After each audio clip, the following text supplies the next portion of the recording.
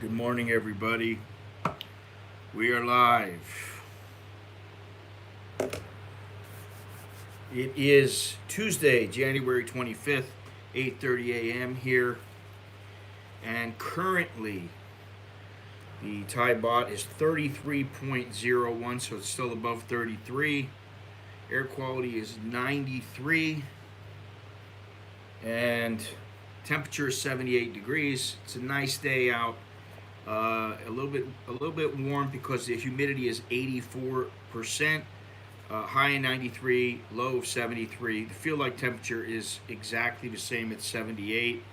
Winds south southwest, 5 miles an hour, and visibility is 5 miles. And it's supposed to be sunny all day. No rain, so that's great.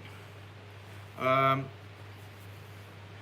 I've been seeing more and more articles about staying safe in Thailand, about things that are happening here, and it's really no different than anywhere else. You got to watch what you're doing. You got to keep your wits about you. You don't do stupid stuff. You don't give people opportunity to take advantage of you. If it's, you don't go walking around at 3 in the morning drunk and go through a group of people where there's nobody but them and you. That's not the smartest move. You may not have any problems, but then again, you may have something that they want, and but that's not the only thing we're going to talk about. Obviously, there's been several articles and reports of things that have come out over the years. One of which was the guy who he was complaining about. It was something like 20 baht or 50 baht in the taxi. He thought he was overcharged, and so he refused to pay it. And the guy got out, and the driver came at him with a machete and basically hacked him to death. Not very good. In this latest case, this British guy was complaining about the noise, which I understand. Sometimes there's a lot of noise going on, and it infuriates me. And I'm not going to say that I've never come out and said something to somebody. And just the other day, I'm sitting there having a coffee down the street, and I can see some guys parking in front of my house. And so I kind of just stepped out, and I looked at him. He saw me, and I went, no. Don't park in front of my house, He's blocking the gate. Can't get in. Now, that could constitute something in their eyes that, they're going to come at me. They're going to do something. Somebody's going to do something. So, you have to kind of feel it out, and you have to me, that's like taking a little bit of a risk. But, it's something that's pretty standard here in our village, where you don't park in front of other people's houses, and some people still do it. But there are big signs everywhere in front of houses that say, "Don't park here. You're blocking my gate." And some people, well, I'm important, and I've got to go get a bowl of noodles, so I'll be out in 10, 15 minutes. No, get out, But you still have to be careful what you say, because you might catch somebody on the wrong day. And I think sometimes that's what happens. And the Thais are not notorious for thinking straight. If they're in a bad way for some reason, to them it may, at the moment, and it's not only Thais, it's everywhere. It just happens. In a fit of rage, somebody comes out and they hack you. They hack a person to death because maybe they're sick and tired of what's been going on. They can't take it anymore. And, they're a little over the top, and they decide, this is it, enough already. And, things happen like that. I suspect that's what happened with this Thai guy who, he's 23. He's got a history of mental health issues. That's another thing. And I've talked about the time where this guy he's basically like a handyman. He's a bit of a nut job, and I mean that in the sense of I haven't seen him doing this lately because he's still around. I haven't seen him, talking to himself or anything like that. But he came at me with a couple of like a metal rod and a wooden stick one time, and I was like, "Holy shit!" And I was just like, "I got to defend myself." And even now, my wife is like, "Hey, you better be careful because now he's made up with all the taxi drivers, and they're different the taxi drivers. They're constantly rotating. That sometimes guys are there for a year, 2 years, and you're like, great, this guy's fantastic. But then sometimes you get the guys who they're not so good, and if you say the wrong thing to them, they go nuts. And like I told you guys the other day about the one motorcycle driver who his seat was very slick because I suspect he wanted to clean it and keep his motorcycle very clean. And it was so slippery that I was sliding off the back of the bike. And I told my wife, I don't want to ride with this guy anymore. And so she rode with him once. And then the guy drove through at a red light. He drove across where traffic was coming. And he kind of just winged it and went across. And then he parked on the side of the road where traffic was coming at him, instead of turning when the light was green and then turning into the park, which was the safe way to do it. And so my wife said, I don't want to drive. I don't want to go with this guy anymore. He's a whack job. And so one of the guys down the street said, listen, you guys haven't been using us lately, and me especially, what's going on? And my wife just goes, listen, that guy's not safe. We don't want to drive with him. And he goes, a lot of people are complaining. I don't think he's going to be driving with us much longer. So there are little things that you have to think about. But then, of course, when somebody comes out with a sickle, and I did have a guy come at me with a machete many years ago, he was an old taxi driver, and fortunately he was old, and I still had my legs about me, and I was able to just kind of skip down the road and get away from the guy, because he was pissed because he had went the wrong direction like 3 times, and I kept telling him, you need to turn left, and he wouldn't listen. I don't know what his deal was. I think he was just trying to get more money. But, that's how sometimes they can be here. Now, that doesn't happen all the time. I rarely have any problems here. And if I do now, I kind of just go, all right, how big is this problem? And my buddy used to tell me all the time, listen, what are you going to do? You're going to get into a knockdown, drag-out brawl because the guy, he's trying to keep an extra 10 baht from you? That's not always the best way to go about doing things. So little things like that, they are avoidable. You don't need to get in that kind of situation. But something else I want to talk about was, I've got an article here about HIV and how it's still dangerous here in Thailand. We've got, what is this here? Let's see here. Well, the other thing is, what's going on right now does not help. Now, the one thing is that, it's strange because I have walked through some dangerous areas here in Thailand and also in Cambodia and many other places. And really, the areas that you think are going to be the most dangerous tend to be not dangerous at all. So, it's kind of like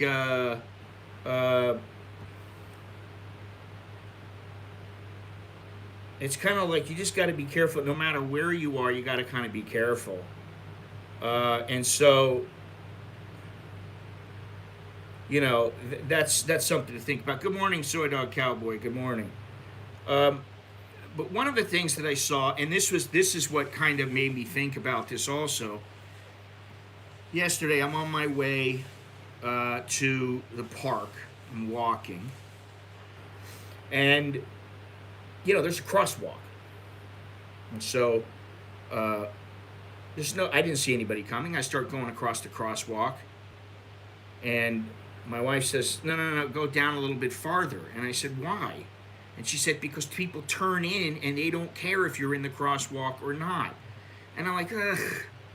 So I start going across the crosswalk, and sure enough, a motorbike comes very close to hitting me. And, And I'm like thinking to myself, I want to drag this guy off the motorcycle because he's being an asshole, because he's going at a high rate of speed when he's only supposed to be going like 20 kilometers an hour where we were. It's probably 35. And, he's got 3 people on the motorcycle plus him. And I'm telling her, I'm like, listen, the crosswalk is for you. And she's like, that's all great, but here in Thailand, you can't always trust that. And I started thinking to myself, yeah, that is the truth. You can't always trust that things are going to be safe here, like a crosswalk. Like when it's a red light and you are allowed to go walk, you still got to look. You got to look before you go, because some asshole might just go, I'm going to go. And so I was like, yeah, but this is how it should be. And she goes, yeah, but it doesn't matter if you're dead, how it should be. And then I started thinking about it a little bit more. And so, I thought that was interesting. So she got me started on it. And then, just little by little, because we were talking about the guy, who got hacked. And then, there's the guy that got hacked with a machete by the guy for, I don't know what it was, 20 baht or something.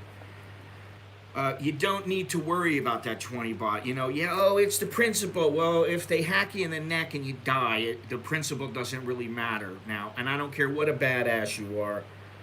The majority of the time, you get hit once in the wrong spot with a machete or a sickle. Jesus Christ, with a sickle. So is it really worth it? Now, it's funny because what really made my wife say that is that a police officer on a Ducati motorcycle, let me see if I can find this. Yeah, here it is. He's now facing 7 charges because he was driving down the street, and I guess this woman, who happened to be a doctor, a physician, he hit the woman and killed her. So now he's charged with reckless driving, causing death, using a vehicle without a license plate, don't know why that happened, failing to keep his motorcycle in the left lane, failing to give way to someone using a pedestrian crosswalk, using a vehicle with unpaid annual registration tax. Why a police officer is doing all these things, I have no idea. But using a vehicle that lacked required equipment and not having a third-party vehicle insurance. His blood alcohol test was negative. So he was charged with 7 charges. And he met and apologized to the family of the victim and expressed his intention to enter the monkhood. Now, that's all great. But it's after the fact. And to me, that just stinks. It always stinks. Really, it always stinks when I see that. I'm gonna become a monk now. Really? That's gonna change everything? And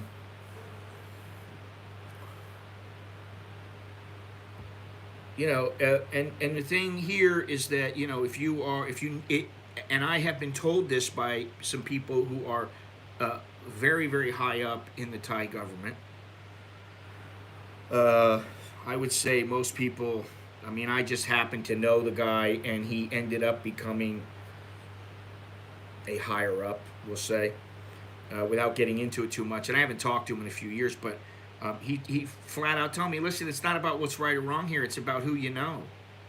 And so, you really need to be a lot more careful than you think. And, the average guy who comes here and he's, not real aggressive, and he's not the kind of guy who goes looking for trouble, and, he's a pretty mellow guy.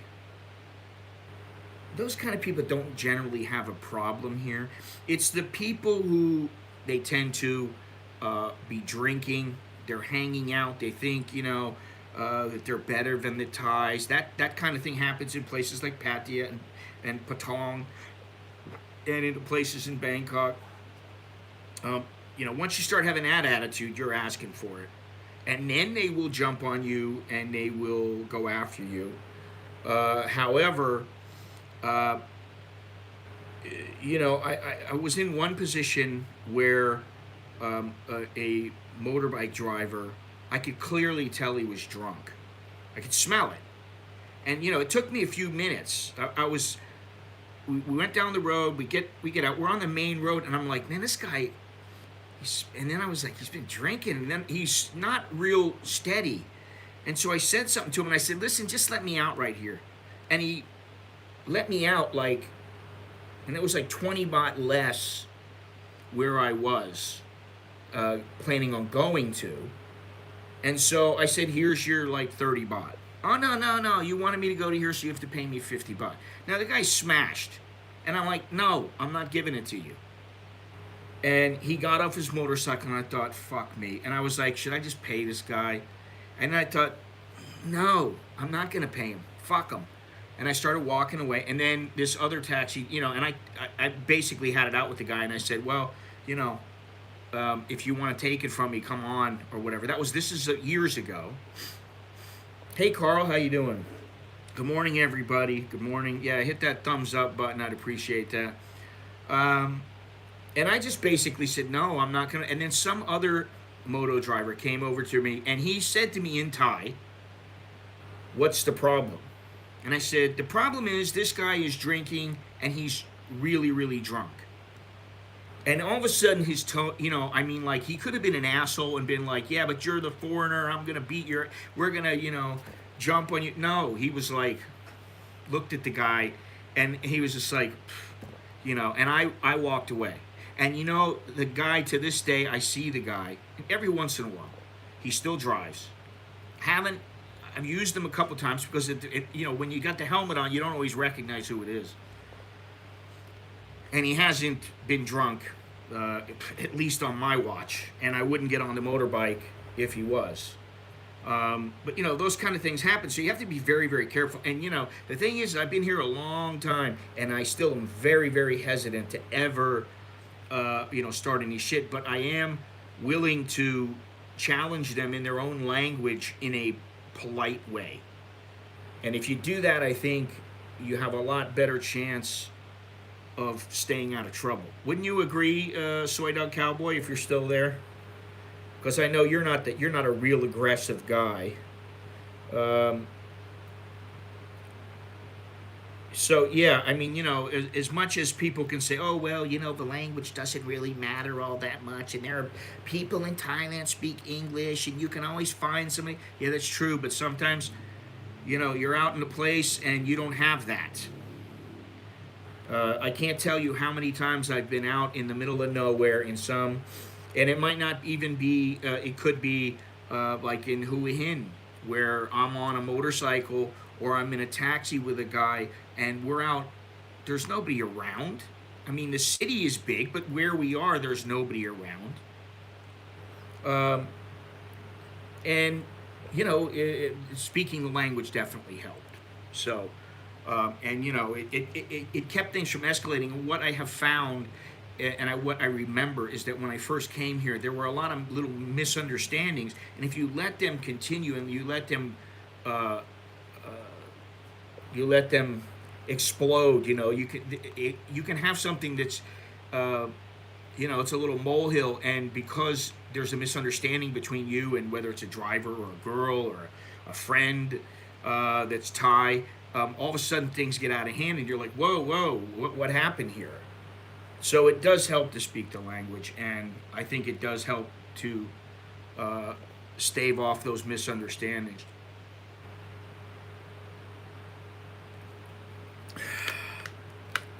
And you know what? Right now, I don't know what the percentage is that I use regular taxis now, but the majority of the time I use Grab or I use InDriver. Or I'm on the SkyTrain or the subway or the boat, and I really can't remember. It's been years since I've had any kind of a problem like that. the guy with the slippery seat, I'm sure he didn't purposely do that to make me slip off the seat or make somebody else. He's trying to do it, but he was a bit of a nut job and he wasn't the safest driver. So that's not really him being, you know, treating me in a way that perhaps I would, um, treating me in a way where I could consider it dangerous from him, but he's not a safest driver.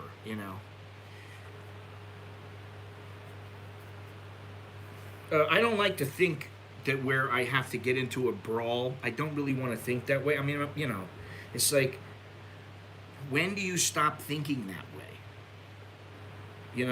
When is it? When you're 80 years old? Hey, I'm going to throw down with you. Really, the only reason you should ever throw down is because you feel like you're being threatened physically. Somebody comes up and they, grab you, and you don't know who they are, then or they come into your house or something, that's a different story. Or they raise up a metal bar like they're going to hit you. You got to do whatever you got to do. But, yeah, so, it pays to be safe. Now, something else, and I just happened to stumble onto this. I was looking around a little bit, and I stumbled onto this article about HIV being a big danger in Thailand. And, I don't really even think about it now. But, apparently it still is.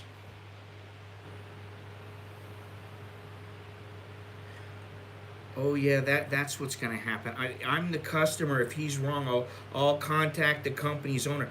Do you know what the chance of anyone giving a flying fuck? I mean, really. First of all, a lot of them own their own taxi drivers own their own taxi. If it's like Grab or in driver, I never have a problem with those because they know there is recourse, which that's the thing. A lot of times what taxi drivers in the past have thought is that because somebody is a foreigner, they don't know what kind of recourse there is, and they don't know their way around the system. They don't know how to speak the language. And so if a driver screws them out of 50 baht, it's not a big deal because probably nothing's going to happen. You know what I mean? So, but there are some things, like if you're worried about getting ripped off by a company, I mean, don't go to a phone shop that's like a little tiny phone shop in some, like in Happy Land. You don't go to a phone shop there unless you're willing to lose the money. You know what I mean? Like if you're gonna buy a phone there, I mean, you better be prepared unless you really know them. There's one or two people that I've done business with over the past, say, 10 years. I trust them. I've had problems. They've helped me out before. So, in that sense, there's no real, that's not danger. That's just about, being taken advantage of. And if you don't want that to happen, go to a place where you do have recourse, because usually the way that it works is you have 3 days to return your product in Thailand. As long as you got the receipt and it's in the same condition, and they'll take it back. They have to. So anyway, let me read this. First of all, I want to read about this police officer. Now he's entering the monkhood. This guy, this is a crowd control policeman who hit and killed a woman doctor with his Ducati Monster motorcycle last Friday, has entered the monkhood to make merit for his victim. Well, that's wonderful, but that should have absolutely no bearing on his sentence. This guy's 21. Police Lieutenant Corporal Norwich Buadok was ordained at Pariwat Ratchasongkhram Temple in Yanawa District, Bangkok on Monday afternoon. He said he wanted to enter the monkhead to make merit for Dr. Waterluck Supawat Jariyakun, an ophthalmologist at Chulalongkorn Eye Center, at the Department of Ophthalmology in Chulalongkorn University's Faculty of Medicine. Oh, I'm sure that there are some people unhappy about this, and besides the family. The policeman hit and killed the woman on a pedestrian crossing while riding his big bike on Payatai Road in Ratchathani district on Friday. He's been charged with 7 counts, including reckless driving causing death. Now, as we've said before, in Thailand, the road deaths, the number of road deaths is like there are no more dangerous roads than the Thai roads. And so that's another thing to keep in mind, and that's something. And I mean, I admit I take advantage. I mean, I take it for granted that sometimes I'm going to walk across but like if you walk across on Soi 4, Soi Nana, and Sukhumvit, you can walk across and there's a red light and there's a little cop booth there. But if you're across the street, say on the it's a Soi 3 side of Sukhumvit, and you're walking towards say Nana Plaza, and so if you're doing that on that particular side of the street, the cars don't always slow down. They don't always stop. You're going across a crosswalk. It clearly says it's green. You're supposed to walk. You start walking, they come around the corner, and like sometimes I'll catch myself. I'm like looking at the guy going like, "What the fuck, man?" It's like I think it's just they have this. It's a different mentality when they drive. I don't know. If a foreigner injured or killed a Thai during a break into their house, would it be considered a crime? Of course. Yes, it would be considered a crime. Now, if they killed them, that's a very tricky slope there, and I don't know how that would work.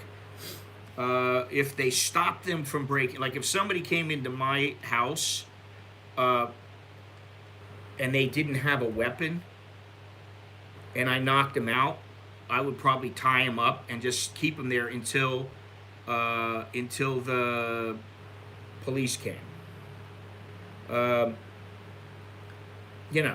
I mean, because that's enough. You've stopped them. Now, if they had, say, a knife, you got to disarm them, which is easier said than done. If they have a gun, the same thing. And if you actually, what are you going to do? And there's the old saying, what is it? Better to be tried by 12 than carried by 6. And I do believe that. The doctor that died.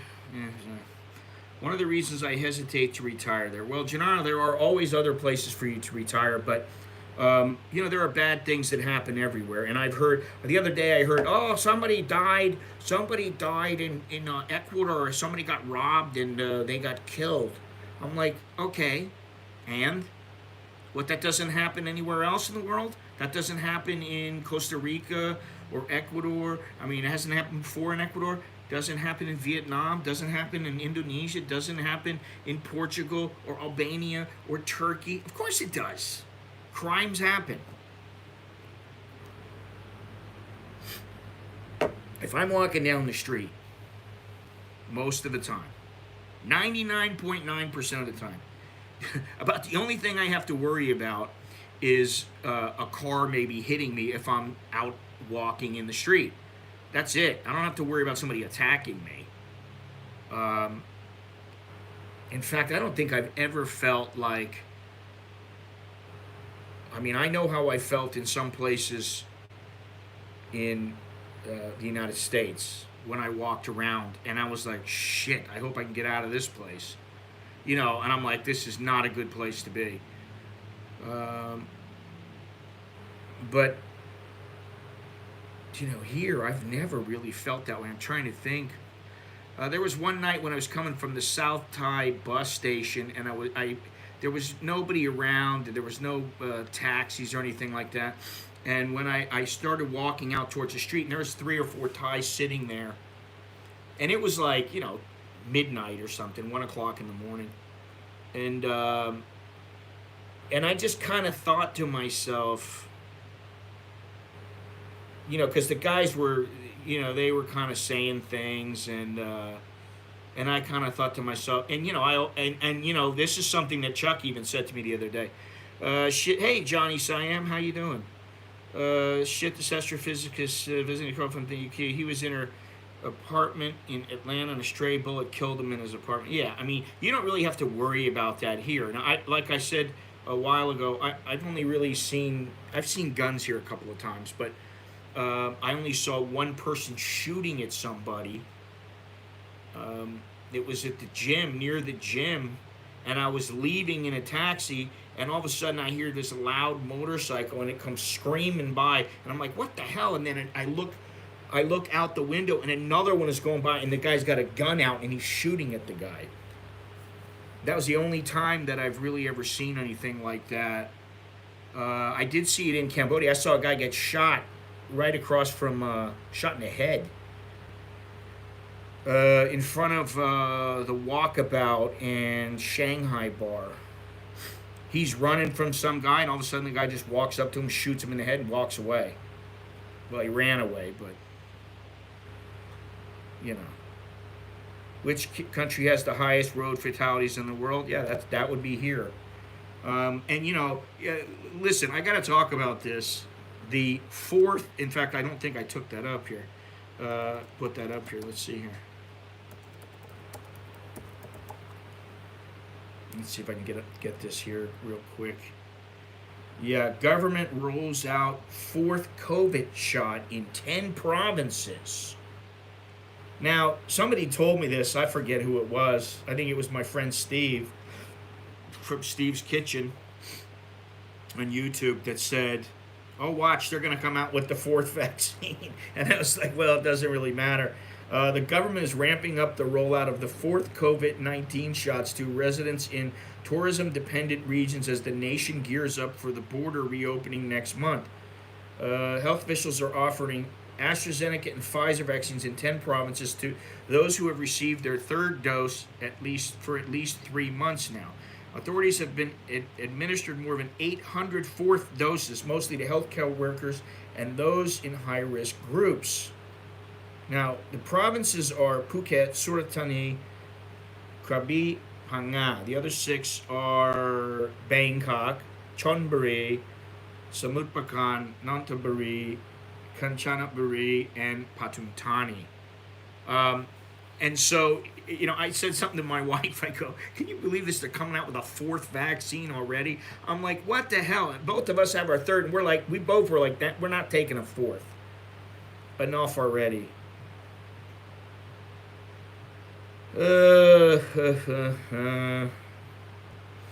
used to have a fair roadkill here, but due to Rona, no more roadkill.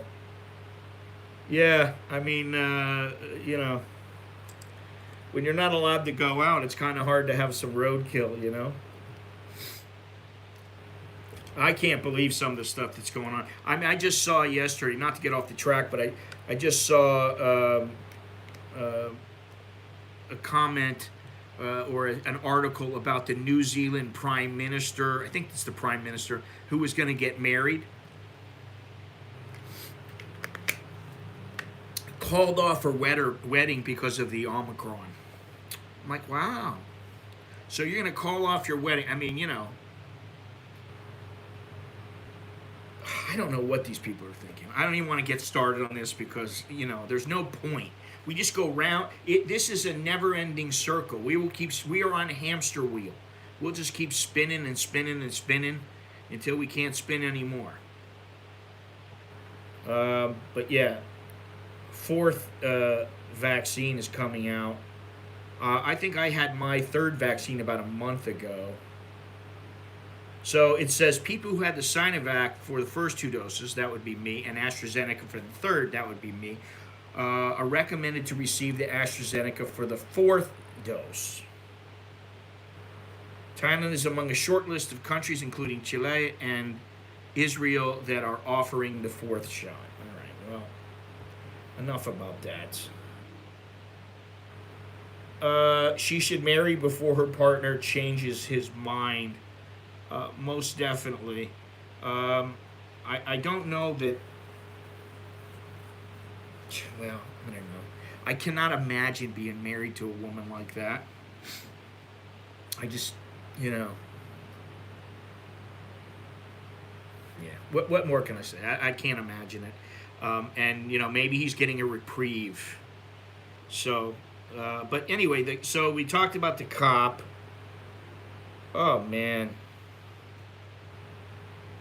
Monday, yesterday, would have been her 34th birthday.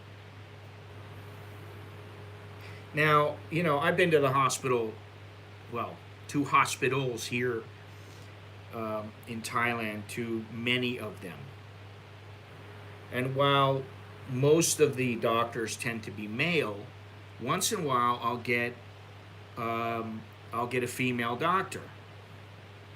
Like my eye doctor is female.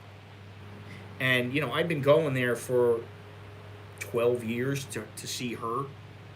You know, just to that particular hospital and that particular. She just happens to be the doctor, but I remember her seeing my kids when they were little, and so the other day when I went, I don't know, 2 months ago, I went. I said, "Oh, you know, do you remember my kids?" And she says, "Oh yeah, yeah, you know, you got two boys or whatever." And I said, "But how many do you have?" And she's just a little thing, and she's probably about, she might be 37, 38. I got three kids, and she doesn't look like it. She's tiny, you know. She probably weighs about 40 kilos. But anyway, so I can only imagine how distraught they are because, you know, when you're a doctor, it doesn't matter where you are, you have a pretty big circle of people around you. And so anyway, they're still observing her funeral at Prasi Mahatat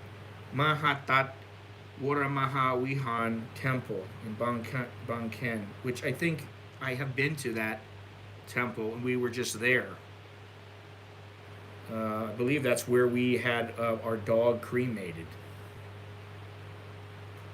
He said the family would not criticize the policeman's decision to enter monkhood, and he would thank him for making merit for his daughter. Police will work on the case, and there should not be any deviation from their procedures.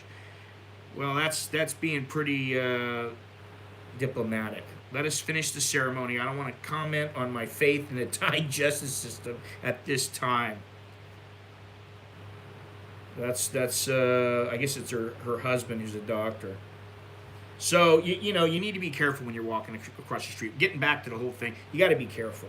And speaking of that, there are more COVID insurance options. I talked about this a little bit yesterday, but there are supposedly more options for foreign tourists. Now, if they're going to say that everybody has to pay a fee to get into the country who is a foreigner, and they're calling everybody a foreign tourist when you're coming in, you got to pay that whopping 300 baht fee. Does that still mean that I'll be able to get insurance as an expat? Here it says foreign tourists are likely to have more insurance options to cover hospital, so hotel hospitals, and hotel isolation expenses in Thailand, as the government is trying to solve the problem of COVID-infected tourists refusing to pay for medication or running away from hotels. Yuttasak Supason, Tourism Authority of Thailand governor, said the government is discussing with the Office of the Insurance Commission offering COVID-19 insurance options for vaccinated tourists whose travel insurance does not cover medical expenditures for hospitals or hotel isolation for mild asymptomatic cases. And this is a perfect reason. Instead of getting the insurance company involved, why not just let the people with mild symptoms or completely asymptomatic, why not just let them, why not just not worry about them? If they got to go into the hospital because they're that sick, then okay, the insurance can take over. But if it's asymptomatic, just let them be. Stop filling up the hospital. Stop, you know, making these people want to run away and do all these things because they're like, fuck this, I'm not paying for this.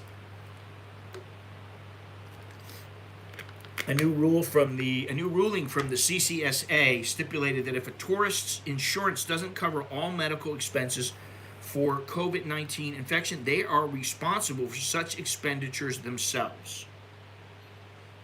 Okay, I mean, I understand that, but why is it such so important for somebody who's asymptomatic to be stuck in a hospital or a hotel? That's the big question. Mr. Utasak said that this means both hotels who let guests slip through the monitoring process and guests who refuse to pay their medical expenses will face legal actions. So they're going to charge the hotels for letting the people go. So now the hotel's got to make sure that people don't slip out. The CCSA subcommittee still needs to discuss in detail insurance options and punishment. In principle, insurance premiums might start from 800 baht per person to cover the hotel isolation cost, which starts from 30,000 baht. I think my insurance was 1,000 or 1,200 baht, the one that I have. But I would say this, and I know this is idealistic, and I know it's probably simplistic, idealistic, wishful thinking, but instead of constantly thinking about the money, raising the money, oh, we've got to make that money. Well, the insurance companies will make the money. Our economy will make the money. Money, money, money, money. How about doing what's right? To where, I always talk about this, the guy who says, oh, go where they treat you best. Now, I don't always agree with that because, listen, you can come to Thailand and they can treat you really well, and you can still go, you know what, they treat me well, but I just don't like the place, okay? And so, in this case, go where they treat you best, for sure, because it's important that if you're going to come to a country, you don't want this kind of stuff over your head. Who wants to come here? And now, what I've been reading is, let me see here.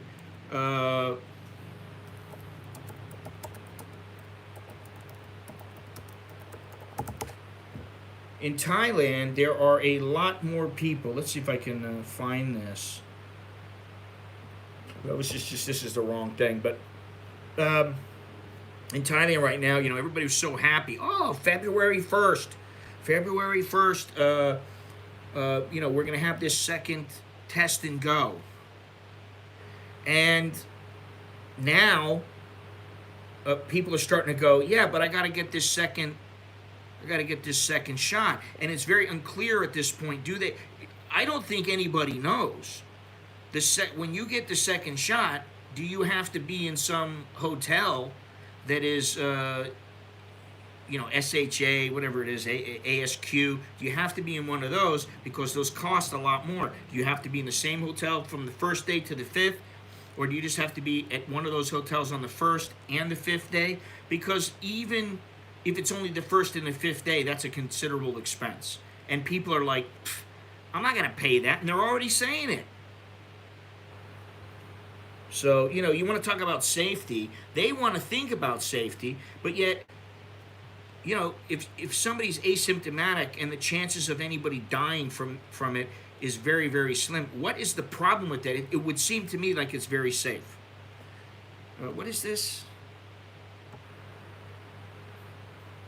My father's back in the hospital, can't breathe since he had his death shots. Oh, come on. Really? Somehow I have a feeling it doesn't have to do with the shot, man. I'm sorry. I'm sorry for your father, but I just, does he have any pre-existing conditions? Because I really find that they're not death shots. That's such horse shit, okay? I mean, I don't remember who it is in here, but there was somebody who was constantly saying how, oh my God, these shots, they kill more people than they save. That's just a crock of shit, okay? It's a crock of shit, man. And if he's back in the hospital, he's back in the hospital probably for something else. Correct me if I'm wrong, but somehow I don't think he got the shot and all of a sudden, oh my God, I've got to go back in.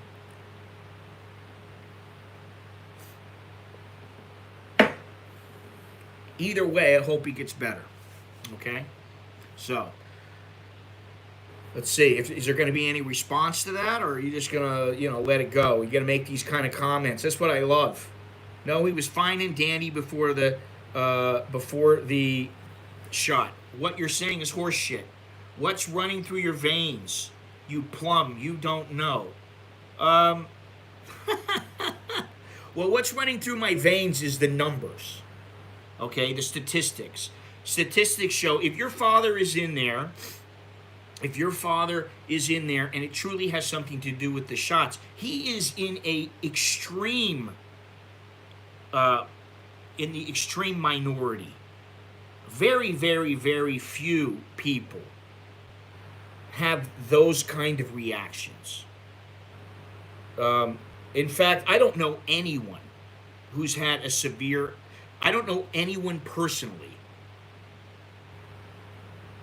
So, blood is running through my veins. Okay? And since you don't know if anything else was put into my veins, since you have no fucking clue if there's something magnetic or whatever else is in my veins because of they put it in the vaccine, you ain't got a fucking clue. You're guessing. And when it comes to your father, listen, I don't know what's going on with your father. I hope he's well. Maybe it was the shot. I don't know. But he would be in the minority for sure. So, don't even come on here with that bullshit. That's why I don't want to talk about, I don't want to get into this, oh my God, get the jet. Listen, get whatever you want. He got it. He wanted to get it. Or he did it because he felt he needed to do it. Okay. If he's got a problem with it, hopefully they will help him and he'll be better. Don't tell me, lad, don't promote. Fuck off. Fuck off. Get out of here. Really. Fuck off. I'll promote whatever the fuck I want. Start your bullshit. Come in here with that shit. What is that about Bob Saget? Oh, God. All right, see you later, pal. You need a little break. I'm going to give you a little timeout, okay? There you go. Yeah, I've had 3 already. I haven't had one fucking side effect. Now, am I that much of a badass? Is it because I'm such a badass? I don't think so. Take your time out, all right? Think about what you're saying. Don't come on here because you're angry and take it out on me, okay? If you don't like it, don't come in the chat. Period. I got no fucking patience for your fucking bullshit.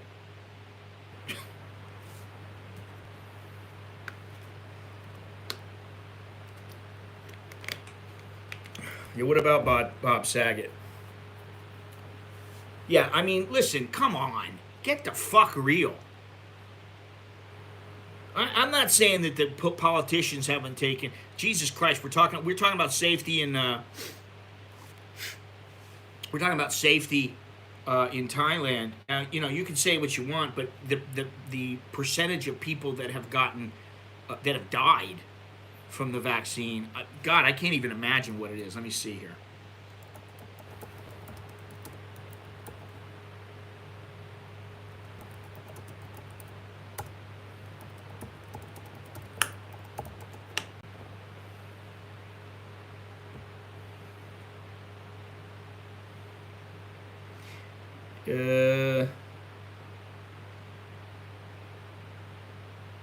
All right, so far I'm looking at 3 deaths in Thailand.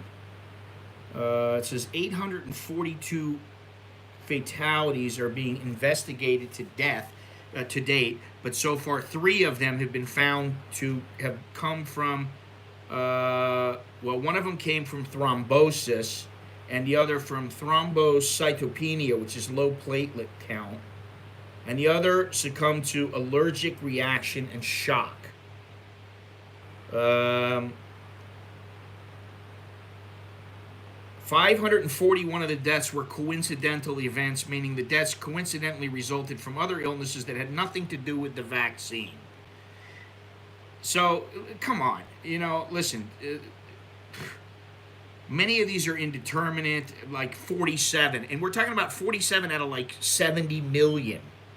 So, I understand, I can understand if you're upset about something, upset about your father or whatever it is. Okay, fine, I understand that. But don't come on here and tell, I'm not promoting shit. Do what you want. if you want to get the shot, get the shot. If you don't want to, don't get it. It's up to you. I've always said that. But don't come on here telling me I can do this and I can do it. Fuck off. We had a young man die up here, blackout 10 minutes after the jab, die later in the hospital. Okay, and how many times has that happened? It may be early to judge the impact of the vaccines. 3 to 4 shots and counting. I think they are giving most of the bad batches to America. Oh, God. The bad batches, the bad bitches, maybe, yeah, but not the bad batches. Out of them, 47, it looks like 47, and they're not even, those are indeterminate. So they're not even sure out of 70 million. Oh, actually, it's 140 million because 70 million, well, it would be, what is it? How many have been now? That's not what it is. It's not quite that many. It's something like 100 million plus.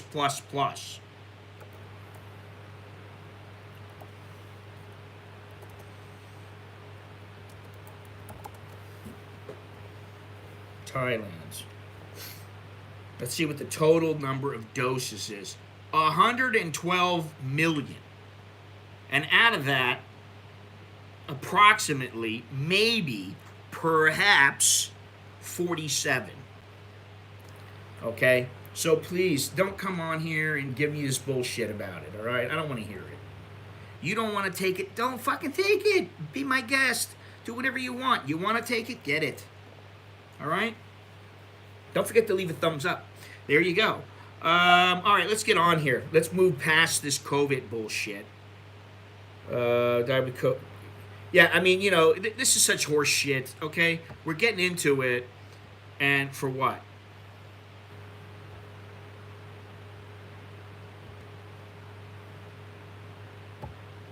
Okay? Now let's get into this. HIV is still a big danger in Thailand. Of Thailand's population of nearly 70 million, an estimated 500,000 people were living with HIV, and 12,000 people died of AIDS-related illnesses in 2021.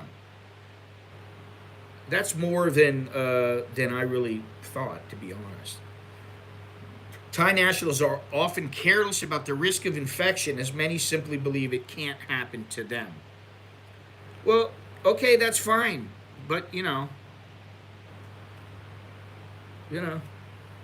what do you want me to say, man? Really? If he wanted to take it, he could take it. If he didn't want to take it, he didn't have to take it. If he takes it because he believes it's safe, that's the same thing that I did. If something happened, I'm going to say, hey, what the fuck? Why did this happen to me? Of course I'm going to question it, but that doesn't happen very often. It's that when it happens, one person dies, and, you know, really, that's too much. But guess what? It's always going to happen. How many people died from the smallpox vaccine or the diphtheria vaccine or anything like that? I'm sure there are some that have died. Okay? In fact, if you want, I'll look it up. How many people died from the smallpox? Well, actually, is it really a vaccine? Let's see here. 1 to 2 people out of every million people vaccinated could die as a result of a life-threatening reactions to the vaccine. Good morning, Dallo. Good morning.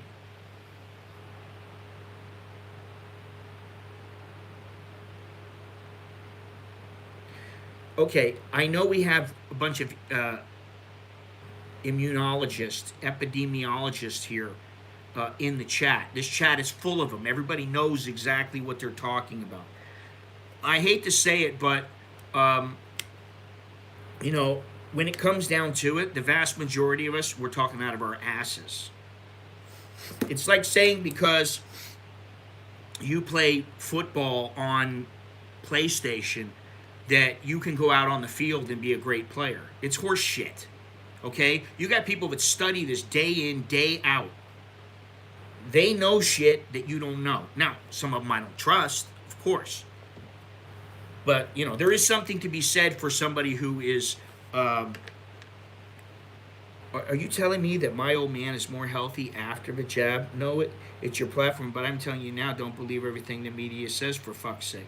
I got no fucking idea if your old man is healthier or not. I have no fucking clue. You're the one who brought it up, and you're the one who said that he can't breathe now.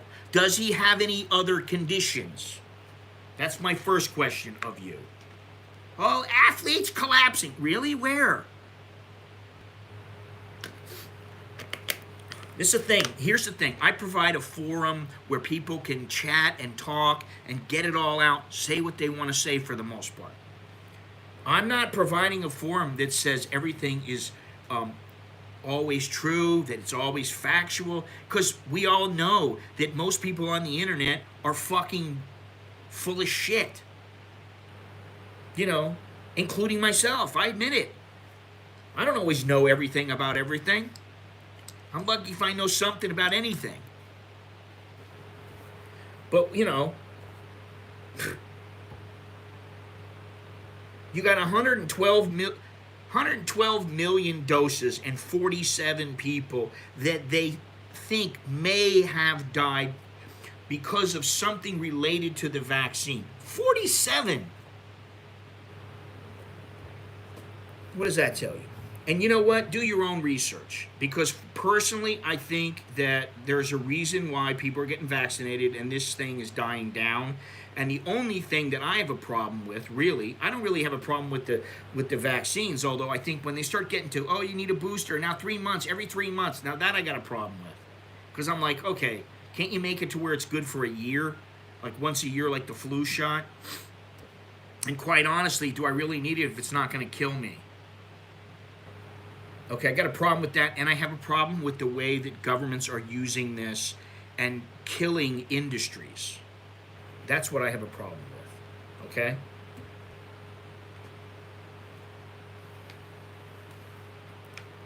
So, you know, there you go there, pebbles dashing. And, you know, if your father is that bad off, and, you know, that's the other thing, how bad off is he? Is he in ICU? Is he on a ventilator? You know, I don't know about all these things. You're the one who's in the know, not me. But what I'm telling you is he's in the minority. And that minority is quite small. Okay? So let's move on to the HIV. People believe in that for whatever. I heard about a bloke that the vaccine killed. He was crossing the road to get his jab in a I love it. That's great. Yeah, I mean, listen, you know, if that happens, of course, you know, it's not that I have no empathy, of course, but you know, it's like, what are you gonna do? There, at some point, you have to go. It's about what's best for the masses, and I don't know that many countries are doing this anymore. They still believe that the danger is so great that they shouldn't open up. But as far as I know, and what I've been told, is that Thailand is a lot slower to open than many other places, which are basically almost back to normal now. There are a lot of places that you don't even have to wear a mask when you go inside. So, you know, 70% of the side effects of the vaccine were all in the imagination. That doesn't surprise me. Many graduated from YouTube medical school in the last 2 years worldwide. Yeah, I know. And you know, listen, being a doctor is a 10-year plus process. And it's on-site, hands-on training. It's not, I'm going to read about something and I'm going to make my conclusions based on what I read. At some point, you have to go, at what point will I stop getting boosters to earn a bit of freedom? It doesn't matter. What does the freedom have to do with that right now? Most people are vaccinated, at least with 2 vaccines, and they're allowed to go wherever the fuck they want. There's not a lot of places in Thailand that you can't go, period. You can go anywhere you want. Now, some places may ask you, are you vaccinated, to come in here. Very few. I'm surprised Khao San Road is still doing that. You can't even get through unless you've been vaccinated. Okay, but for the most part, you don't have to be. You don't have to be vaccinated. It doesn't fucking matter. You go into the mall, nobody's going, oh, are you vaccinated? No. You go into Starbucks, you don't have to be vaccinated. You go to a restaurant, you don't have to be vaccinated. Now, some places may not allow you in if you're a foreigner, but those places are. There's only that one place that I can think of, maybe one more. So, I mean, I'm talking about here, and, so, but you're not answering the questions, Pebble Dashing. You're not answering my question. Does your father have any pre-existing conditions? And just how bad is he? Is he in the ICU? No, those are my questions of you. All right? Now, as far as staying safe in Thailand, use protection if you're going to hook up with some hooker. And I would recommend that no matter what. Now, I know there's some people, I'll never get it. Well, you can get other things too. And some of them are quite nasty. So, wrap it. That's a big safety tip for you, all right? The other one is that if you're going across a crosswalk and it looks like the cars are just zipping around the corner and they don't even care if there's a crosswalk there. Because sometimes, they're looking at their phone and they're listening or they're talking to their friend and they just happen to make the turn. They think it's okay. Oh, shit, there's somebody. Boom, it's too late. You're hit. And, maybe you break a leg or you die. So, I had 2 shots but caught Omicron last month, so no booster for me. Yeah. That happens, I understand. What are you going to do?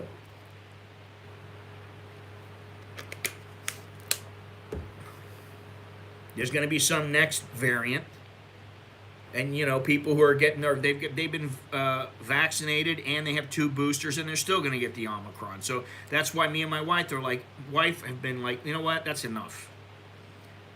Enough already. We've got our shots, we've got a booster, and we're not doing anything else, at least until they come out and say, this has been proven, this is blah, blah, blah. Yep, want the freedom to say no. Well, I have the freedom to say no, and I believe you do as well. Although, in some cases, if you want to keep your job, you're going to need to get whatever they tell you to get. You want to go to a job where my wife works, hey, you're going to have to take a test when you go in. Now, not everybody is really doing the test accurately. I'm sure there are a lot of people who are kind of cheating the system. But there are schools and there are businesses where you need to go and get tested. You need that rapid test before you can even go into work every day.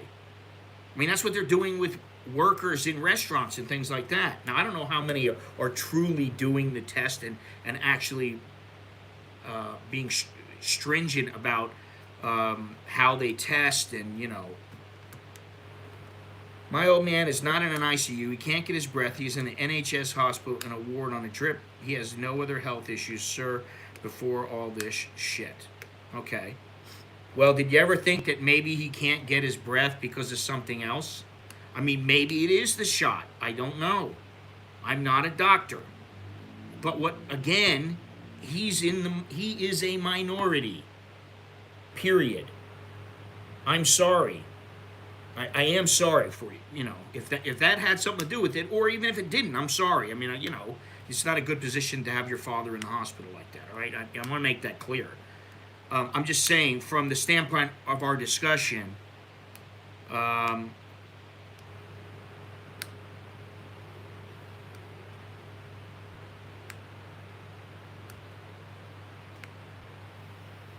no, but the shots do supposedly prevent you from dying. So, yeah, I mean, I'm not trying to sound like a heartless prick here. That's not what I mean. I'm just trying to say that, yeah, okay. So maybe something from the vaccine did cause that. But at this point, I don't know. And I don't know that they really know. Who knows if maybe he's got something, maybe he's got COVID and he got the shot right at the same time. I mean, I don't know. Oh, Dallo, happy birthday. Andy, Western Australia is never going to open up. Meanwhile, the eastern states have peaked and cases are declining. It's not effective. This vaccine sucks. Okay, well, I don't know if I've had it already, if I've had any virus, any corona. I don't know if I've had it yet. And, you know, quite frankly, if I have, it hasn't done anything. So I don't know if the vaccines have helped. They haven't helped, whatever, but I'm still alive. You know? And unfortunately, there is always a problem with vaccines because everybody is different. Every person is different. That is science. Some people are going to, just like, you know, you got people that are runners and they're gonna live until they're 90 years old. You got people who are smokers, they're gonna live until they're 90. And then some people will die when they're 50 from cancer. And you got runners that will drop dead and you think they're perfectly fit and they die when they're 40. Shit happens like that, you know? And unfortunately, because the governments are aggressive in trying to be safe, and I think, you know, what it boils down to is they just don't want to have thousands and thousands and millions of deaths associated with their name, because as a politician it isn't good. And if they have any heart, which, let's face it, some politicians might have a little sliver of a heart, most probably don't, but you know, they don't want that to happen. Wife had her third shot and sick for a few days. I mean, that's not surprising, really. I think, you know, Alex got his shot, I think the second shot, like a couple months ago. And he was out that day, out like a light, and the next day he slept like half the day, and he still didn't feel good, and then after that he was fine. The wife, the first shot she got, she was knocked out for the first day. But, you know, I got my shots, and really the only thing that I was tired from was running around going to the place that gave me the vaccine. Having to do that, you know. I wasn't tired. It didn't do anything to me, so maybe I was lucky. I don't know. Good morning, Alpharetta Jim. Now, let's finally get over to this HIV thing. We can talk more about this in a minute, but let's get the HIV thing. Thai culture, I had to laugh at this one. Thai culture encourages young people not to have any sexual experience before they are married. You can encourage a lot of things. Doesn't mean that they're going to take heed. How many times as a teenager how many times did you always listen to your parents and what they told you to do? I can tell you, with me, if they told me something, I always wanted to find out. Well, why not? I wanted to find out for myself. Scott, don't you go out and have any, nookie. Yeah, okay, whatever. Most male teenagers reaching puberty ignore social warnings or a way of life that is considered old-fashioned. Listen, back in the U.S., 150 years ago, 160 years ago, in the Old West, in that time, and even farther back,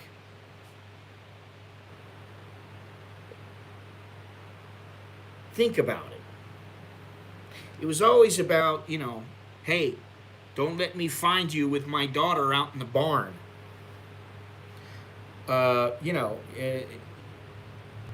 All those kind of things happen. They've been happening for a long time. I think we're kidding ourselves.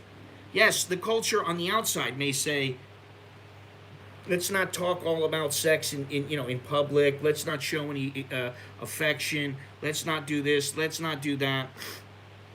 You can say all those things, but the bottom line is that once some girl gives a kiss to a guy, and some young kid, he's 15, 16 years old, she starts kissing him passionately because she's into him and he's into her. Guess what happens?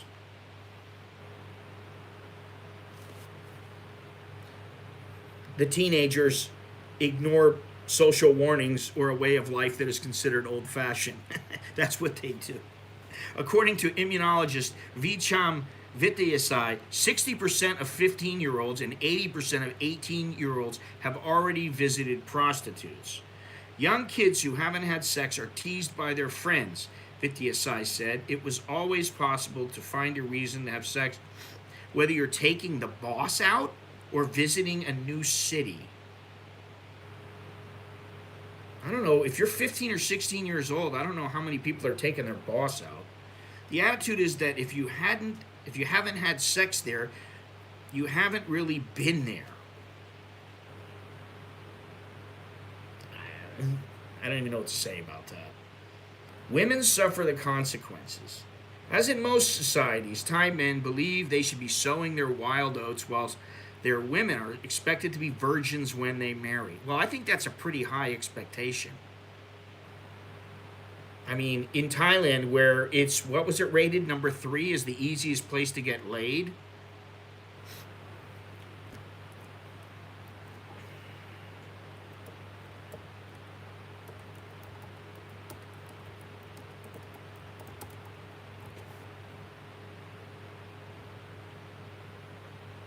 Hmm.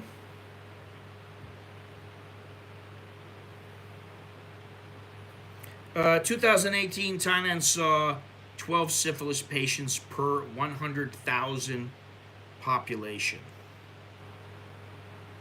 12 per 100,000, okay? All right, let me read this here. Don't play on the road, you will get run over. LOL, yes, it happens. Took 17 years. I wonder how many people... must have been from the Sex in the City script. Yeah. AIDS is going to skyrocket in 2022. Why is that, Dr. Miso?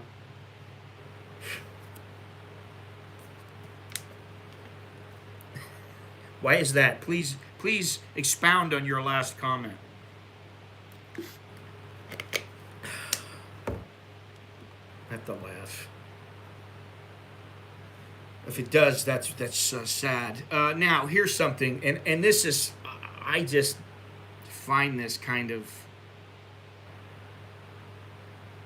untrue. For a woman to have sex before marriage is seen as a unforgivable slur on the family's honor and reputation. Really? Jesus Christ, maybe in like the most conservative Thai family out there. But, in a lot of Thai families, come on, that's not what's going on. If the husbands have affairs or visit prostitutes, women often bear it silently and accept the situation. Well, that may be true, but then again, the women may not bear it silently, and they may give it to the duck to eat. Or they may bitch and piss and moan and threaten and, It was too late when Karuna, a 26-year-old mother of 2, realized that her husband's affair would be fatal for her. I trusted him, and so I didn't use protection, Karuna said. Now she is HIV positive. I mean, women really need to be smart enough to have a conversation with their man, and their man needs to be smart enough to understand that condoms mean mistrust. That's not true. In contrast to the West, AIDS in Thailand is transmitted, listen to this next sentence. Thailand is transmitted 95% by heterosexuals. Okay, this one. No, okay. Thai men often infect their partners and then blame the westernization of their society for the problem. So they're blaming westernization of their society for the problem. They complain that traditional values and behavioral patterns are being eroded. The fact that it is mostly the men contributing to the spread of HIV is simply ignored.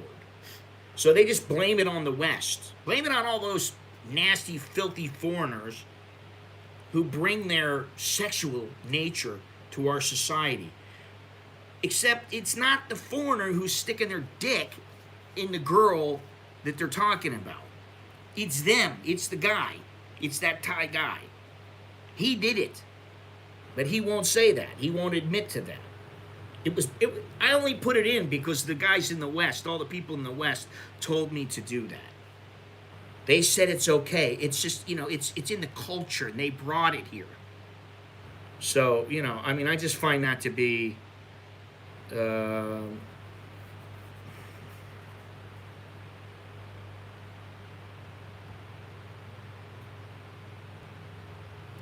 uh, why do so many Thai men become monks? Are they doing it to get some peace and quiet from yakking women? No, they don't do it. They do it as a rite of passage. Um, oh, God.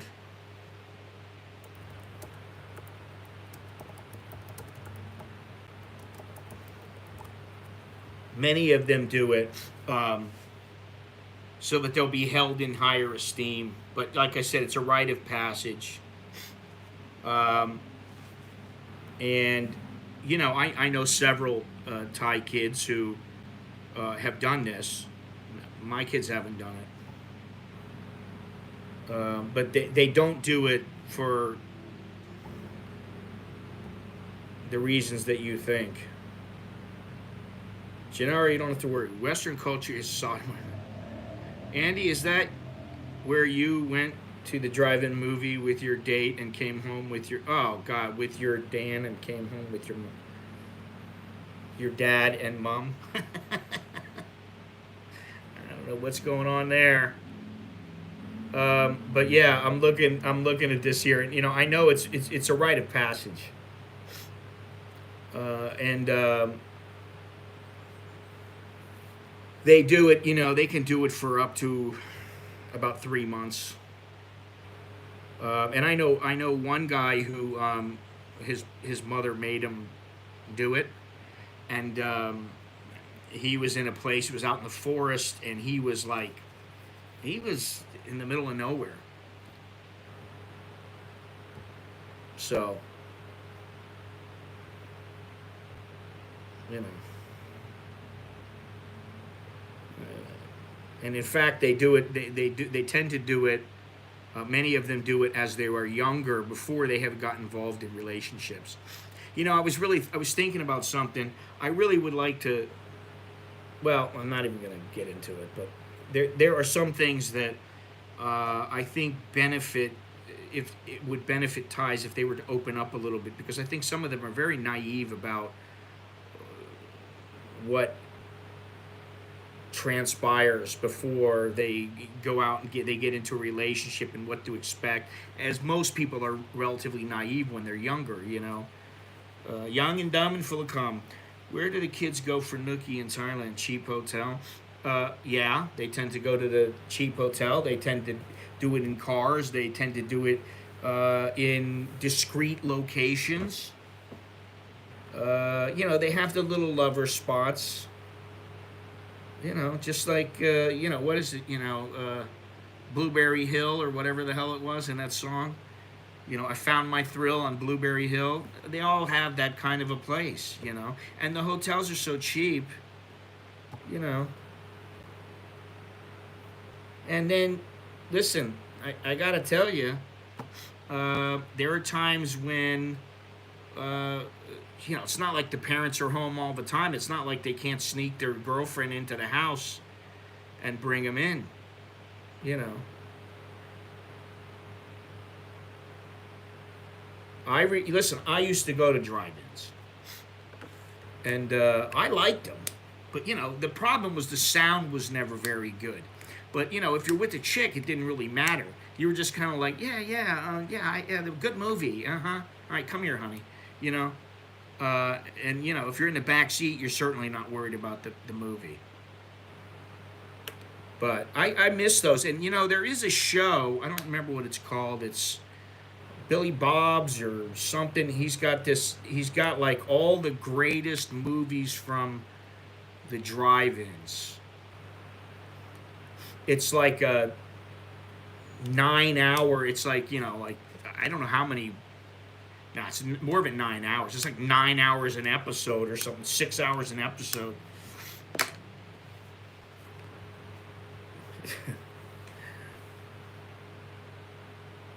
Oh, yeah. I mean, I don't know. Listen, nowadays, maybe they just go to They just go to some little hotel, little short-time hotel. There is a place down the street. It's a little hotel, but it's a short-time hotel, no doubt, because I always see there'd be some old guy coming out with a young girl, or the guy's like 60 years old and the girl's like 25.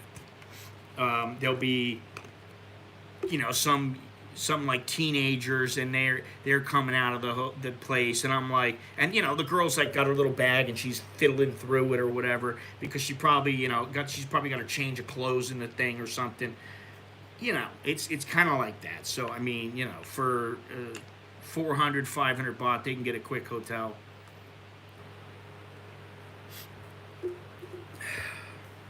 Anyway, let's go on. Let's finish this up here. This AIDS thing here.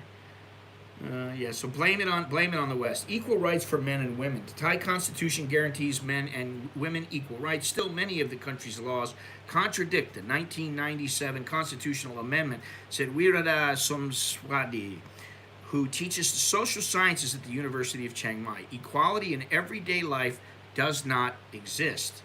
Her whole life, the Thai woman has to fight her way in a blatantly patriarchal, macho system, said Somswadi, who has been fighting for women's rights for more than 20 years. It's a system that denies her the same rights as the men. More education is necessary.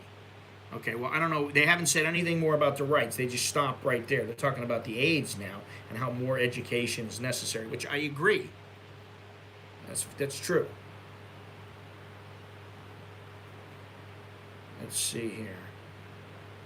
Yeah, the love hotels in Japan. Yeah. Those things are pretty crazy. Those love hotels. Hey, let's see here. Where are we here? We're an hour and 20 minutes in. Do me a favor and leave me a thumbs up, please. You got 58 people. We had like 65 people watching. I got 26 thumbs up. Something don't jibe. Leave a thumbs up and subscribe. Check down in the description on all the ways you can help support the channel. You can get a shirt. I don't hate people. I feel better when they're not around. Multiple colors, multiple sizes. It's one of my favorite shirts. I like this shirt. Especially it's got my face on it, so you wouldn't know that, but I like it.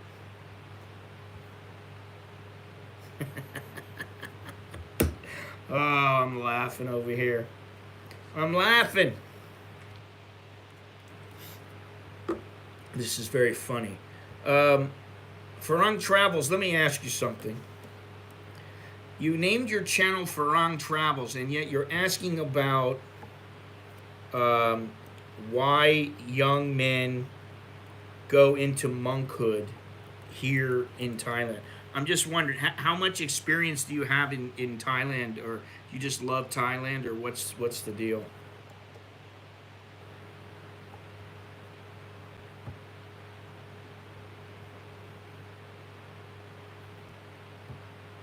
I'm just curious.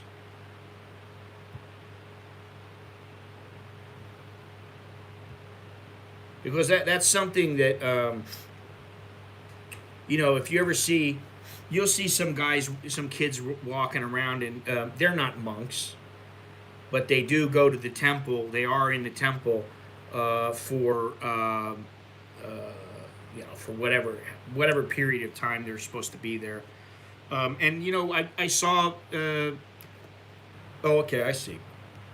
Down on Ramkhamhaeng 43/1 is Wat Tip Lila Temple. And if you go in there, the last time I went in there, second to last time I went in there. The last time I went in there, I was on a bus, and the bus had an accident. Somebody smashed into the bus, and then everybody had to get off. We weren't allowed to ride on the bus any longer because they were fighting about it. And then they let us off, and I got off. And, it brings some prestige to the family, supposedly.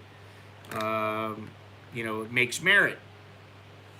But I walked into the time before that. I walked. That was the last time that I went to this temple because I had to go by there to get to the boat to get home.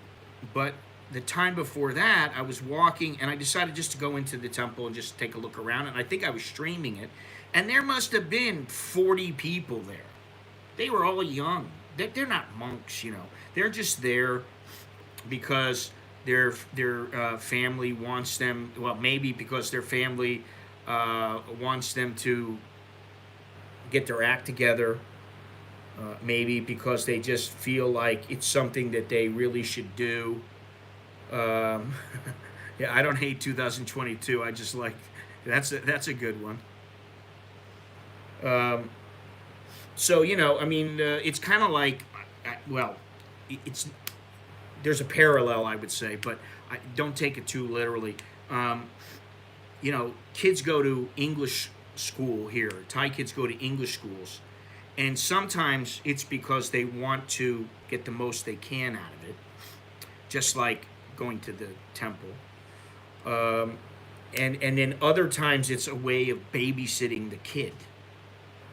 And I have a feeling that that is a way for some of the parents when they got some kid and he's not a real good kid. They're like, you're going to the temple, and then they tell the head monk, hey, this kid, he needs some he needs some discipline. And they tend to be, most kids are pretty respectful. I mean, even though my kids are not real religious or anything, they're very respectful when they get into a temple and when they get around the monks, and you know they know the ropes. uh, so the more people I learn about, the more people I like. The more I like my dog, Mark Twain. Yes, I like Mark Twain. I like his mentality about life. Some of the things he wrote, he might not be able to write nowadays, but that's why it was then and now is now. Thank you for watching the channel. I appreciate it.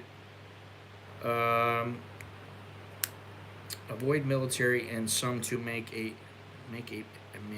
amends, right?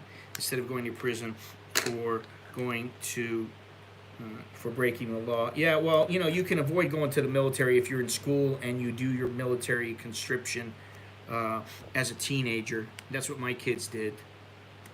And they're all squared away now, which is great because I don't want them going in the Thai military. If they're going to go into any military, it would be the U.S. military. And I don't know that that's ever going to happen. So, we'll see. Yeah, we'll see. I don't know about that. I don't think so. At one point, I thought maybe, but now I'm starting to go. I think my kids like their lives the way they are. I think they'd be happy to get a job and do what they want. They'd want a little more freedom. But then again, stranger things have happened. So anyway, let me go on here. Continue with this. More education is necessary. The first official AIDS-related illness was recorded in Thailand in 1984. Wow, almost 40 years ago. In reality, the virus was already widespread in the country by then. What about if they travel in the U.S.? They can. There's no problem. They got their passports. In 1992, Prime Minister Anand Paniyarachun started the 100% condoms initiative. Not necessarily most. Most is a key word. Some. But the government's condom promotion was only a short term solution to try to reduce infection rates. Now, what the hell is it called? Let me see here. See here. See if I can bring this up here. Okay. There is a guy. Now, what is this? Okay. It's Soy 12. There is a place. It's called Cabbages and Condoms. Now, I've been there before a couple times. It's okay. not really my cup of tea. It's a little more expensive, and I mean, I can get the same food elsewhere that's just as good for a little bit cheaper, and all that kind of thing. But if you're going there, it's a decent restaurant. Um, However, what's making me bring this up is the guy who apparently started the restaurant. I don't know, but he still owns it. He's 81 years old now.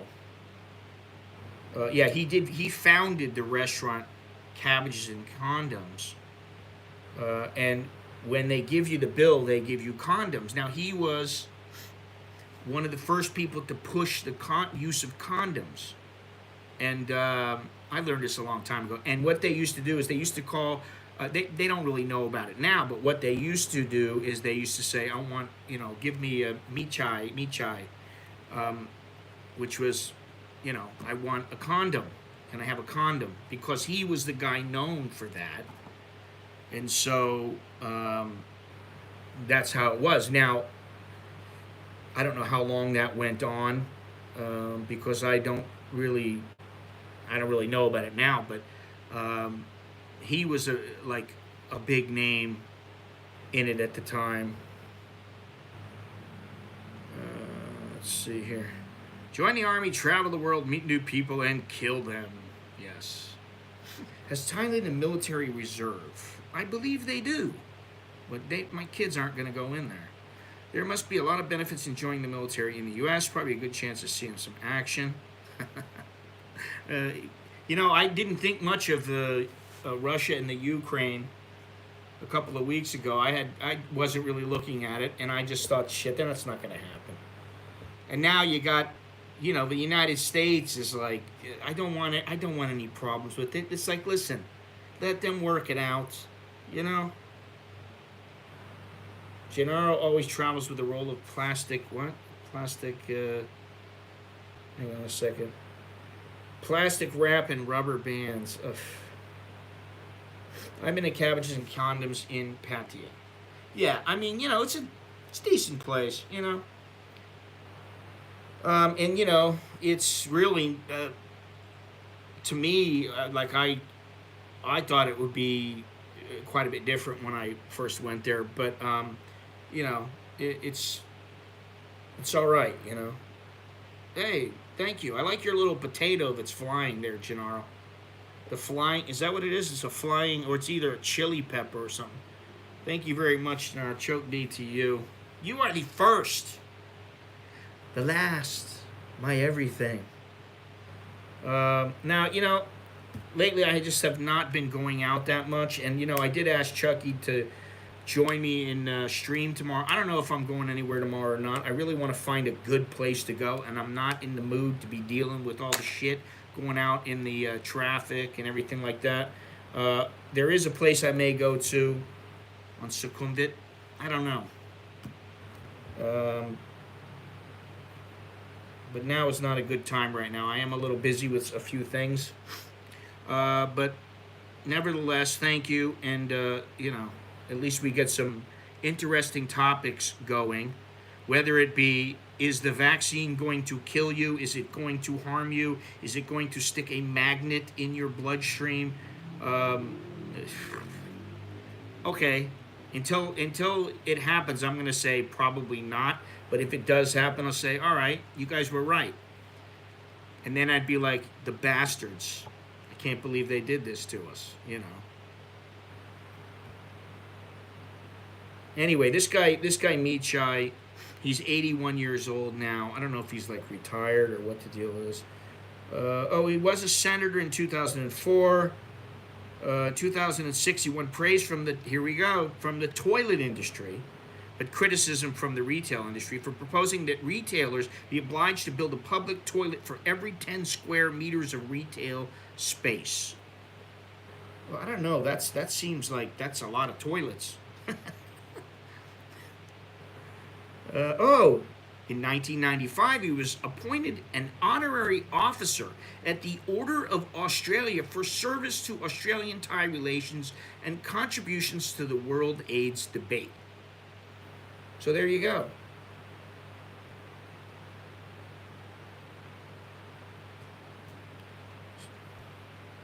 Yeah, you don't make that much in the United States.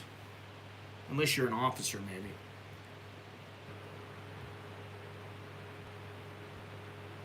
Okay, let's see here. But the government's condom promotion was only a short term solution to try to reduce infection rates. They failed to back it up with programs that would properly educate men on the dangers of unprotected sex, promiscuity, and therefore failed to convince Thai men to change their sexual lifestyles. Well, they damn sure better. I mean, they better have the talk. I mean, nowadays you got to at least have a little bit of a talk. I remember in my school there was the whole banana, this is how you put the condom on, that kind of stuff. And I can see in Thailand where, being as conservative as they are, it's, listen, you're a kid. It's kind of like, well, mine's bigger than that. Well, he's got a little one, and then everybody in the whole class is laughing, and it's like, I never used that before. I wouldn't use that. My girlfriend doesn't make me use it, and I can only see what kind of shit they say when they get out of class.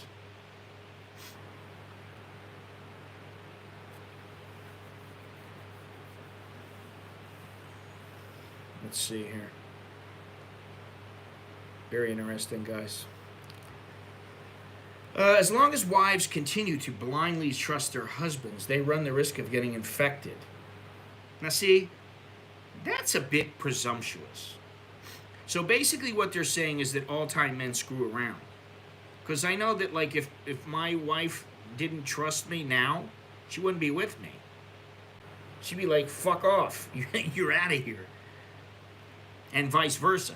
Mostly, they don't understand that they're in any danger or that using a condom considerably reduces any risk of infection. Well, when you get married, you don't really think about you have to wear a condom. Now, maybe you think about it because it's a contraceptive measure, but they don't necessarily think about it in preventing AIDS. And I think that's what they're getting at here. Since HIV AIDS was first reported, 1,115,415 adults have been infected by 2008, and 585,830 of those had died. So that's about half. By 2008, 650,000 Thai people were living with HIV/AIDS, and in 2009, 1.3% of the population had been infected. Wow. This is a Thai statistic, so the reality of the epidemic is likely to be very much higher than that. By 2010, Thailand had by far the worst HIV/AIDS problem in Asia. An estimated 1.3 million people in Thailand are thought to currently be HIV positive. Half of the recent cases are women who were infected by their husbands or their partners. Although there has been some decline in reported cases of HIV/AIDS in Thailand, this is more likely to be a statistical manipulation than it is an improvement. So that's another form of safety in Thailand. Take care of yourself when you're, if you're hopping in the sack there. Safety, as they say here. 2019, 470,000 people are living here in Thailand with HIV. 1% adult HIV prevalence. 5,400 new HIV infections. 14,000 AIDS-related deaths. 80% adults on antiretroviral treatment. I heard they're working on some kind of a pill. Instead of taking how many pills you have to take, 5, 10 pills, whatever it is, they're going to make one pill that you can take, and you only have to take it once a day. So it's supposed to be much easier for a person who has the virus. 66% children are on antiretroviral treatment. In fact, the epidemic has moved to the general population, and there is a greater need to match prevention efforts throughout the country than ever before. Wow. Despite the efforts going into education and anti-HIV strategies, it is estimated condom use remains very low. Interesting. All right, what am I looking at here? Honey rollover and lettuce on top. Do they do ads in Thailand on TV about sex education, or is that a no-no there? They don't do ads. Yeah, I've never seen any ads. In all the time I've been here, I don't think I've ever seen an ad on sex education. It lie. That makes no sense to me. It lie. Plenty of girls with HIV in Pattaya still grafting fact.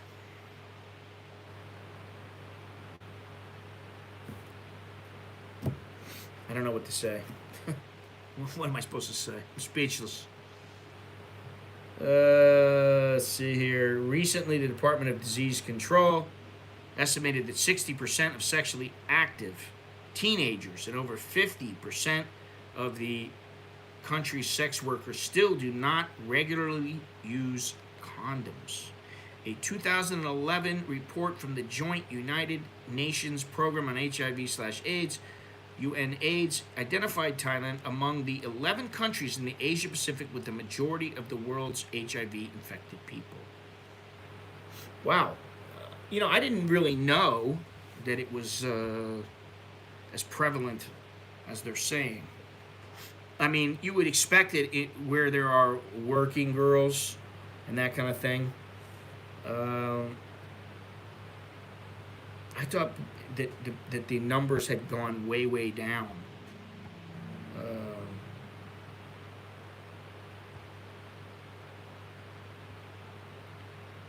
Have many friends who never use a condom. Well, that's not the brightest thing to do if you're with a working girl. If not for any other reason, then you can catch other kinds of STDs, And, here's another article right here that says, where's it at? Pattaya girls using fake certificates saying they're HIV free. So, it's not that it's all that difficult to get their certificate.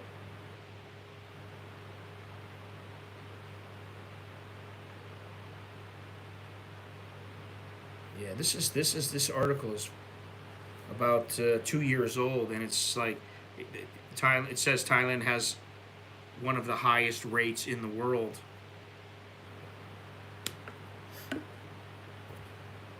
Now, let me tell you guys something here. It pays to remain safe. Well, it's their prerogative, Let me see here.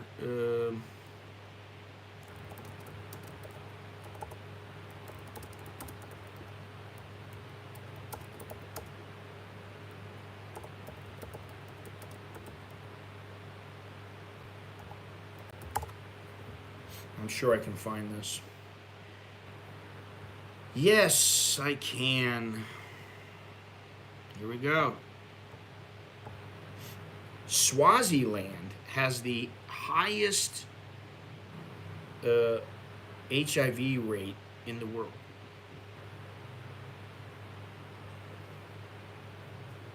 Swaziland. 27%. Although they significantly reduced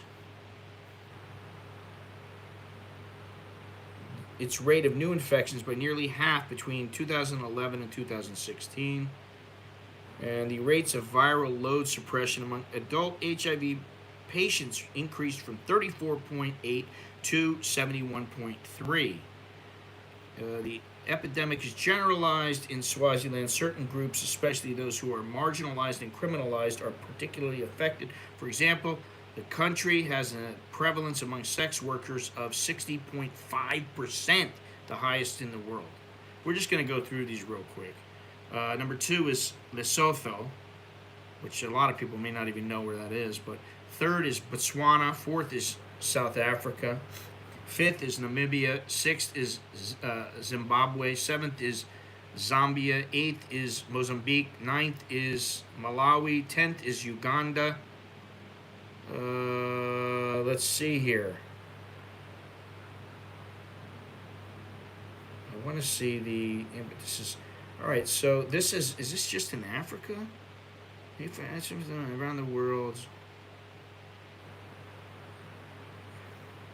I don't know. I don't know what this list. It's supposed to be from the world, but I don't think it is. So let me go on here, because I do have the list that has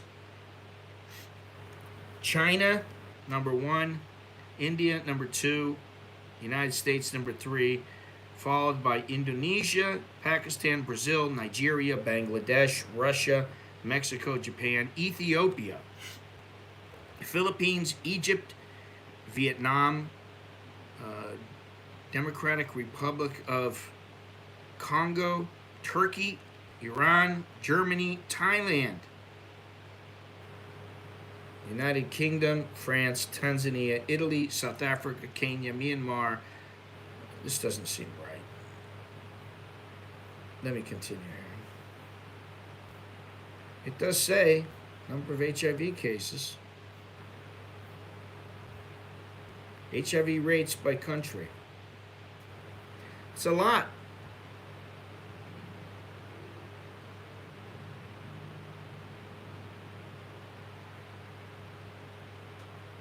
I have no idea how many are positive, how many are negative, because it doesn't matter to me, really. You know. That's why, we're talking about safety. You want to stay safe, I don't care what anybody says. In my book, you want to stay safe, use a rubber. And that's not fail safe. There are other ways that you can get things, and we don't need to get graphic and all that, but anyway. As I said, 2018, 12 syphilis patients per 100,000. Let's see here. That was 3 years ago that this article came out. Well, Jannar, it depends on what you're doing, and why you're going there, and if you plan on using the protection.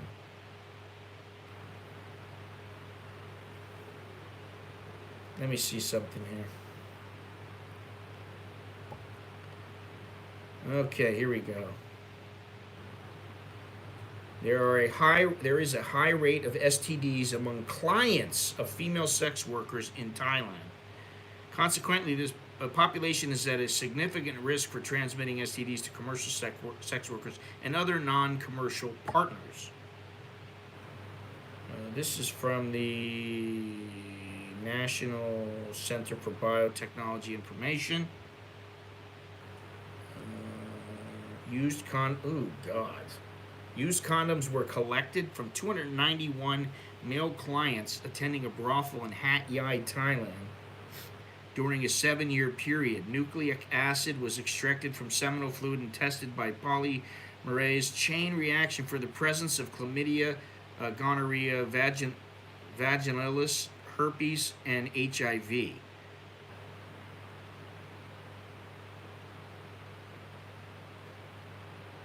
There's a high percentage. The study reports a high rate of STDs among clients of female sex workers in Thailand.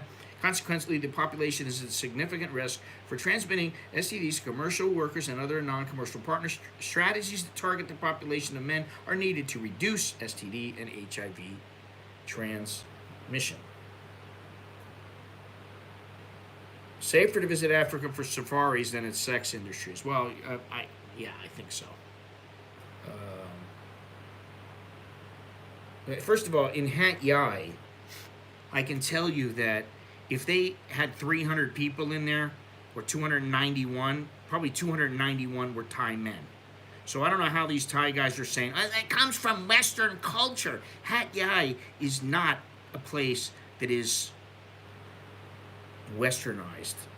I mean, yeah, there's some Western influence there, but for the most part, no. All right, let's see here. Okay, so that's one. General, safer to go to Starbucks. Well, you know, maybe, maybe not. you know, that's the thing. You never really know. Go to Wellington Boots on in patio. See, no warnings either that it abounds with disease either in patio. Well, do you see warnings like when you go to India that say don't go into the whorehouses because a lot of these girls might have sexual diseases? No, you don't. You know. So, and if you mean they check themselves, they go to a doctor. Yes, some of them do. The smart ones. And some of the smart owners of the place make them get checked. But that's really, you know, I don't know, because, I used to see signs on the walls when I used to go into some of these bars, and they would say, all of our girls are clean. We get them checked, once a month or something. And, that still didn't make me feel very good. It wasn't like I was like, okay, no problem now. I never felt that way. And I would never feel that way. Because you just don't know. I mean, is the chick like, let's put it this way, to put it in a very clinical fashion, everyone who you engage in some activity with, she and you are both engaging, if you are unprotected, in sex with all those other people that you have engaged in your activities with. So if she's engaged with people who you don't know what the hell they've had or where they've come from, and they may not give a shit what they give some girl, then you are at risk. So safety. And like I said, the condom is not the... I feel like I'm talking to a bunch of 15-year-olds. Safer going to massage parlors like Castles in Rochester. P-set. Oh, God. What do you think? You think the girls at the massage parlors are completely clean, too? Come on. Well, listen, I know for a fact that there are guys that all they do is talk to the girl and they go, listen, I'll give you a little extra, don't make me wear one. And they go, okay, all right, no problem.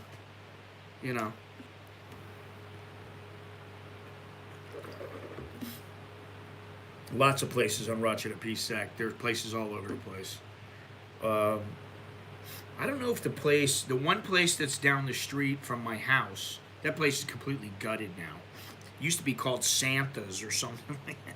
And the hotel is right across the street from it, interestingly enough.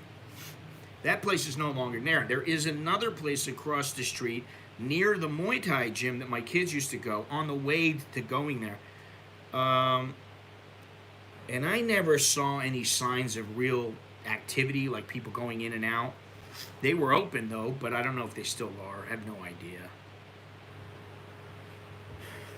I have wonder me in Patia and think you don't make any sense, dude. I don't understand what you're... I have wonder me in Patia and think. I don't know what language you're speaking. I don't understand you.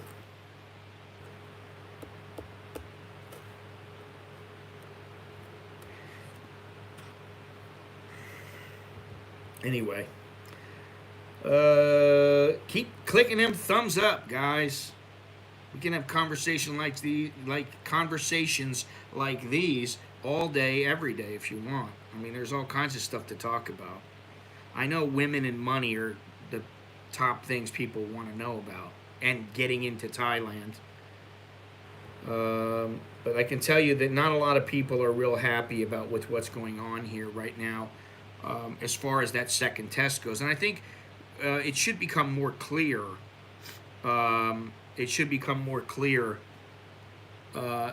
the coming days as to what's going to be expected of people when they come in here and they take that second shot. My friend says he's been with lots of girls in Pattaya and not one asked for a condom. Okay. Well, just because they're a bar girl doesn't mean they're dirty. They may or may not be, but that's, for all you know, the regular, proper girl could be dirty as well.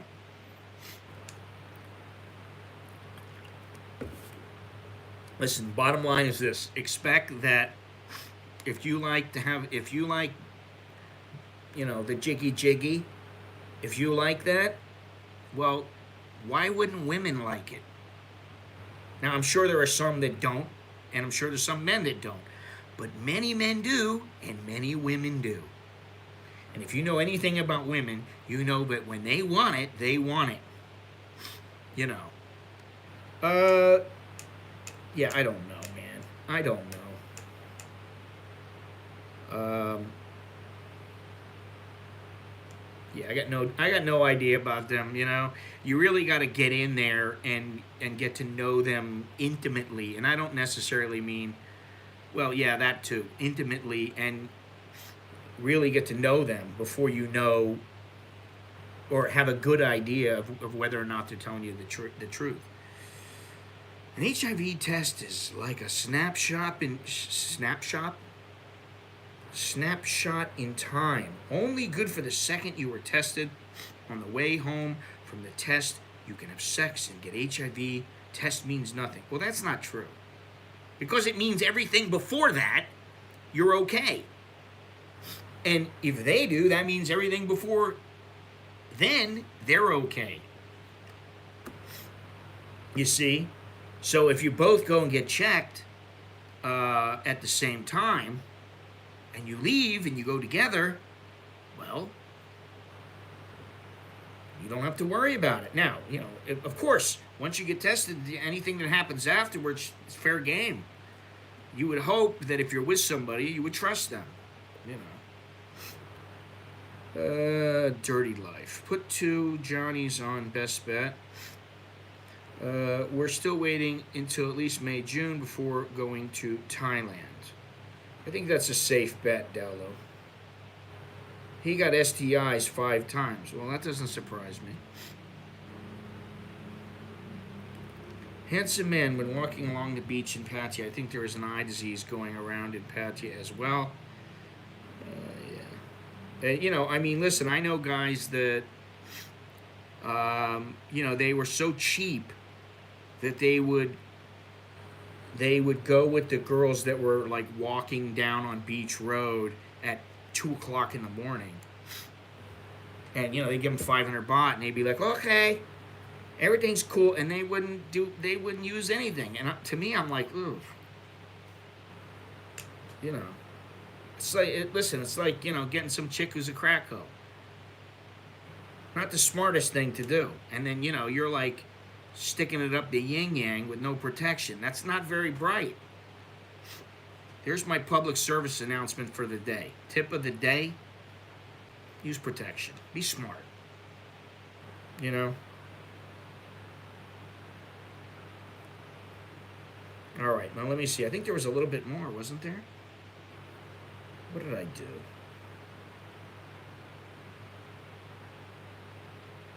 Yeah. Let's see here. There is a little bit more. I'm more scared of the wife. Keeps me from catching any STD. Well, you know, I don't know.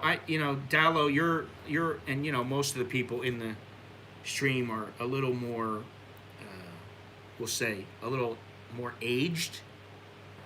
I'm not saying elderly, but when you get a little bit older, especially if you've been with your wife for a while, there's a lot to it. It's not just about, you know, like, oh, I want some young broad bouncing up and down on my lap. There's a lot more to it. That, you know, I don't want to get into the whole dynamics of it or anything like that, but, you know, that's the bottom line. And if you don't want to get in that position, hey, I understand, then don't get involved. You know. And you know, just because you're 61, yeah, it doesn't mean that you don't have to engage in some fun. But, you know, At some point, it's like, all right, well, do I want to be? I mean, I don't know. I think sowing your oats, there is some merit to that. That you should sow your oats. I do think that that's something most men should do. Do it carefully. That's all. There were 5,400 new HIV infections in Thailand in 2019. Most will have occurred through unprotected sex, which is estimated to account for 90% of all new HIV infections. Unsafe injecting drug use is the second biggest transmission route. Increased access to prevention services has resulted in new infections decreasing among some groups. However, they are rising among others. For example, while the rate of new infections through injecting drug use steadily decreased between 1995 and 2015, the rate of new infections through male-to-male sex dramatically increased over the same period. Yeah, I don't understand that, but whatever. I do remember there was a time when, speak for yourself, Scott. I don't know what you're talking about. I've already said, like nothing's stopping me. I haven't slowed down that much, you know, and so I don't run around though. I don't do that, and I don't want to. I'm happy, I'm fine. What was I looking at here? I'm 35 in my head. Mirror says no. Well, every time I go out and I go walk today was like 9 kilometers. By the time I'm done with that 9 kilometers, I'm like, I'm not a young man anymore. I remember that. I feel it in my knees a little, and yeah. That's all you got to do. Go do some exercise. If you remember what you were like when you were 20 or 30, you'll know there's a difference between then and when you're 60. Now let's see. What was I looking at here? Oh, what I was going to say is when I first came here, I remember that there was a heroin problem and there was a problem with the Golden Triangle. And I don't hear much about that anymore. It's more the Yaba.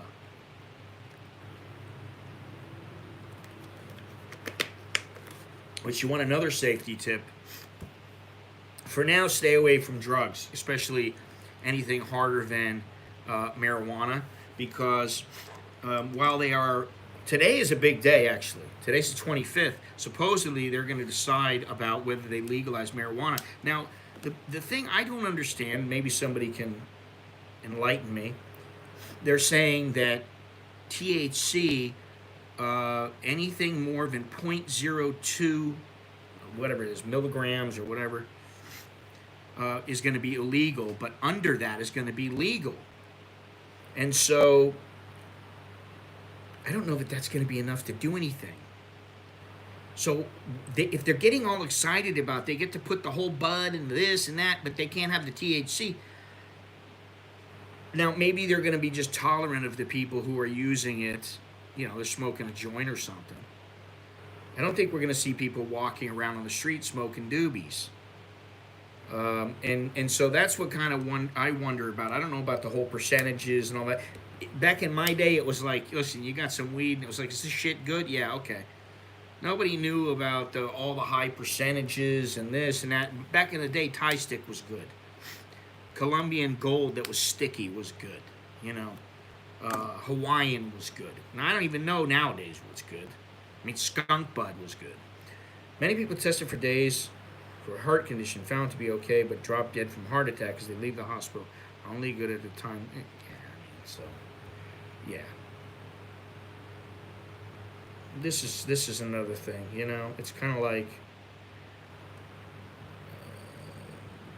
instead of being all scared and oh my God, what's gonna happen? Do we need to worry about this? Fuck me. Listen, think about the old days. If you did something that was out of the ordinary, and the people in your village thought that you might be like a witch, or you might be some sorcerer or something like that, they could do something drastic, like tie your hands and legs to a horse and draw and quarter you. You know, that's the kind of shit that I'd be worried about. Now you don't have to worry about that. That's why I never wanted to go to, I've never wanted to go to some, I never wanted to go to some war in the Middle East, because I just I don't want my head sewn off. Now, you know, I get shot, that's bad enough, but then when you really think about it, when you get a little bit older, you start thinking, especially somebody slow moving like myself, I'm not the fastest mover anymore. My legs are not all that good, but, you know, I start thinking about things like, oh, you get shot, and guess what? You've got a colostomy bag for the rest of your life. No, thank you. I don't care how much weed you got or whatever, it's not going to make a difference. Where to buy doobies in Thailand? Again, asking for a friend. Yeah, I don't engage in that, but I know there are people around that have it, and I just kind of stay away from it. But I'm sure in the near future, maybe they will break it out somewhere and they'll have something going on. I don't know. They maybe have, you know, some kind of way to get a clinical card where, you know, you're okay to get a certain kind of, I don't know, weed that they sell. I don't know. I don't understand the whole percentages. I don't think it's very strong what they're saying would be allowed. I think it's very, very weak. And thus, why are people so excited? Now, if it's like, okay, you can smoke a big fatty and it's dripping with THC, okay, then I can understand the weed heads to be, you know, I understand they'd be happy. But if it's only, oh, you can't really use the THC, you can use every other part, we can cook with it. Who gives a shit about the cooking with it? Use another herb. Now, it's different. If you're able to use the good stuff, that's different. Make some brownies, okay, that's great. But if you're just using the leaves, it's not gonna do anything. It's gonna flavor it. That's why the tea, you get some like iced tea, and it's got some like ground, leaves in it or something. That's, they're using it for flavoring. Big deal. What for me, that's like, what the hell does that matter? I don't see it. I had weed only once, but didn't draw back. P.S. If you're familiar with that, you believe in the tooth fairy. Yeah, I know. I didn't inhale. What kind of an idiot told him to say that? I didn't inhale. Sensimilla. Yeah. That was the good shit. That was the really good shit. That and Hawaiian was good. But, I mean, we're talking 40 years ago. I don't know why they wouldn't do something like have dispensaries where they had edibles, and the edibles maybe weren't quite as strong as in the West, but they were enough to really help some people. I'm all for that. And I don't have a problem with people using it recreational, not at all. I mean, I just don't know how how they would go about doing it here when they have such a daddy complex about alcohol. I mean, think about it. If I was to go to the store right now, I couldn't buy. I'm talking about the grocery. I couldn't buy alcohol. Now, if I went down the street to the little market, some lady in my village, I could buy something, but it'd be whatever she had. It wouldn't be necessarily what I wanted. I couldn't go and get another bottle of tequila, we'll say. THC oil is big, I guess. Strong, yes. The oil is big, but again, if they're not allowing a high percentage of THC, then what is everybody getting so excited about? If you want good flavoring, okay, great, that's nice. Use it in the cooking, that's great, okay, but it's not going to get you high. So, for people who really, they're looking forward to like, oh, Thailand's going to be, and I just read, where is it here? I thought I read it earlier about it being a weed economy or something. Thailand's Thailand's going to become a weed economy. Let me see here. If I can find it. So everything's about the COVID.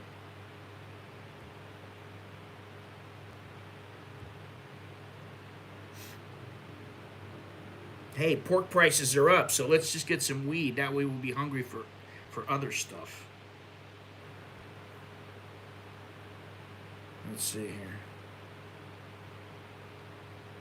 How much is too much? Oh, here we go. How much is too much? Over immunization. It's already too much. Bastards. All right, where is it here? Come on.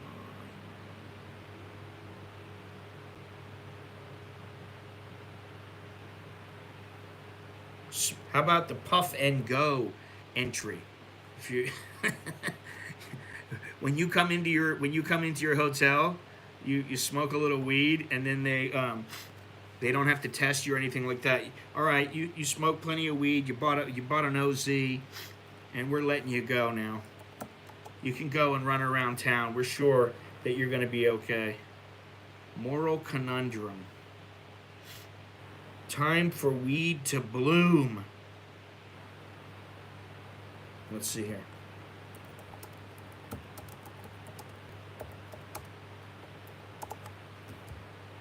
I thought I had this out, but obviously not. Oh, here we go. January 25th. Meet one of the future leaders of Thailand's cannabis industry.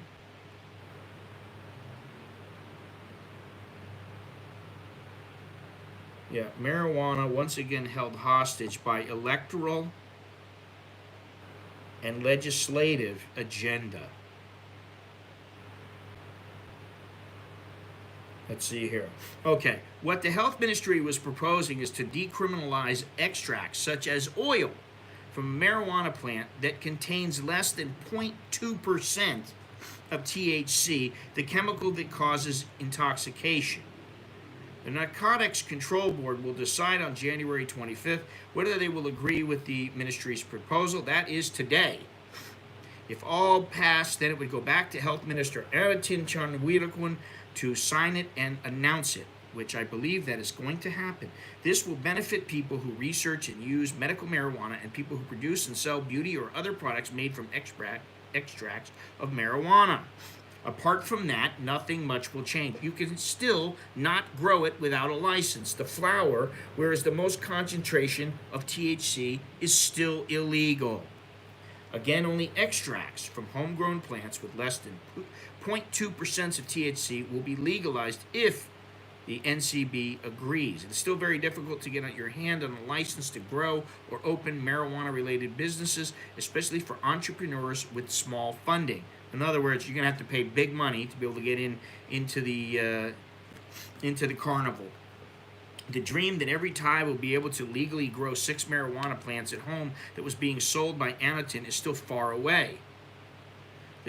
Hey, thanks a lot, Dowlow, for cooking herbs only. The progressive move of turning marijuana into a cash crop will not be realized if the entire plant is still considered a narcotic and the legalization of recreational cannabis is not part of Anderton's plan.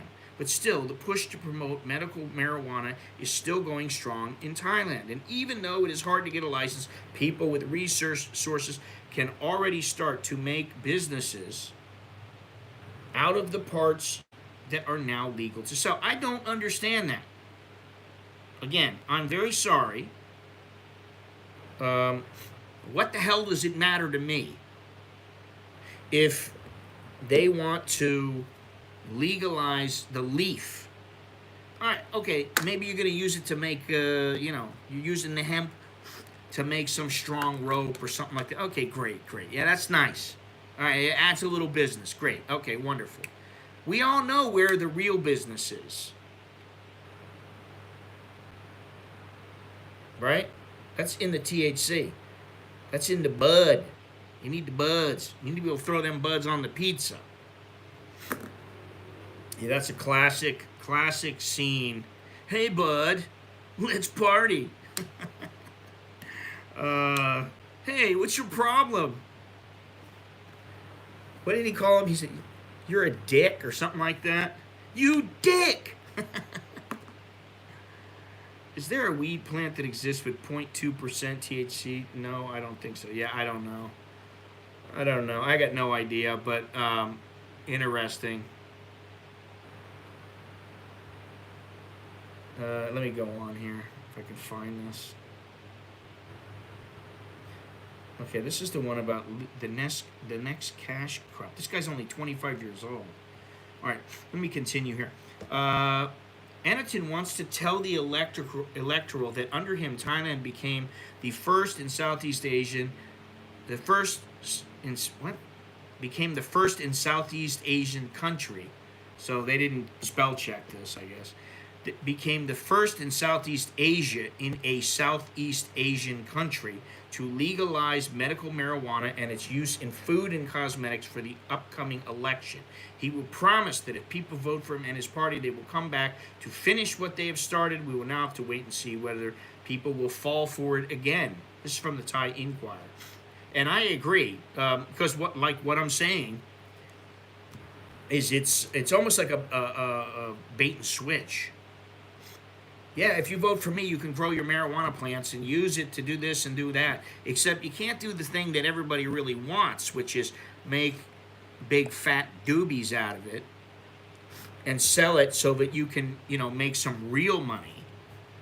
And guess what? The government will tax it and they can make some good money. I don't understand why they don't do this. Now maybe they don't want a bunch of potheads, here in Thailand, but there are some ways that I think they could alleviate that, which is, you can't drive if you're stoned, you can't drive and smoke at the same time. Maybe you can't walk around with a fatty in your hand and puffing away. In the privacy of your own home, and then the other thing is what happens if they open it up in some little cafes. You go into the cafe, you get stoned off of your gourd, and you walk outside, and you're like, woo! Then you get in your car and start driving, and the cop stops you because you're speeding or something, or you're going too slow. Then what? What are you going to do? You're going to throw the book at the guy? 15 years in jail? In Holland it is still technically illegal, but it is tolerated.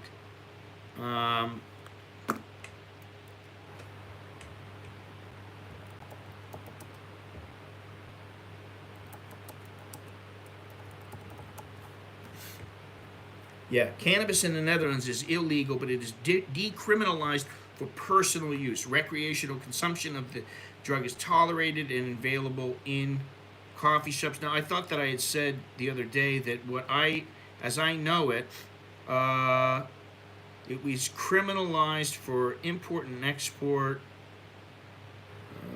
I believe it is still illegal to import it. Retail sales are tolerated. Production, transportation, and bulk possession of marijuana outside of retail stores is illegal, preventing testing for contaminants and dosing.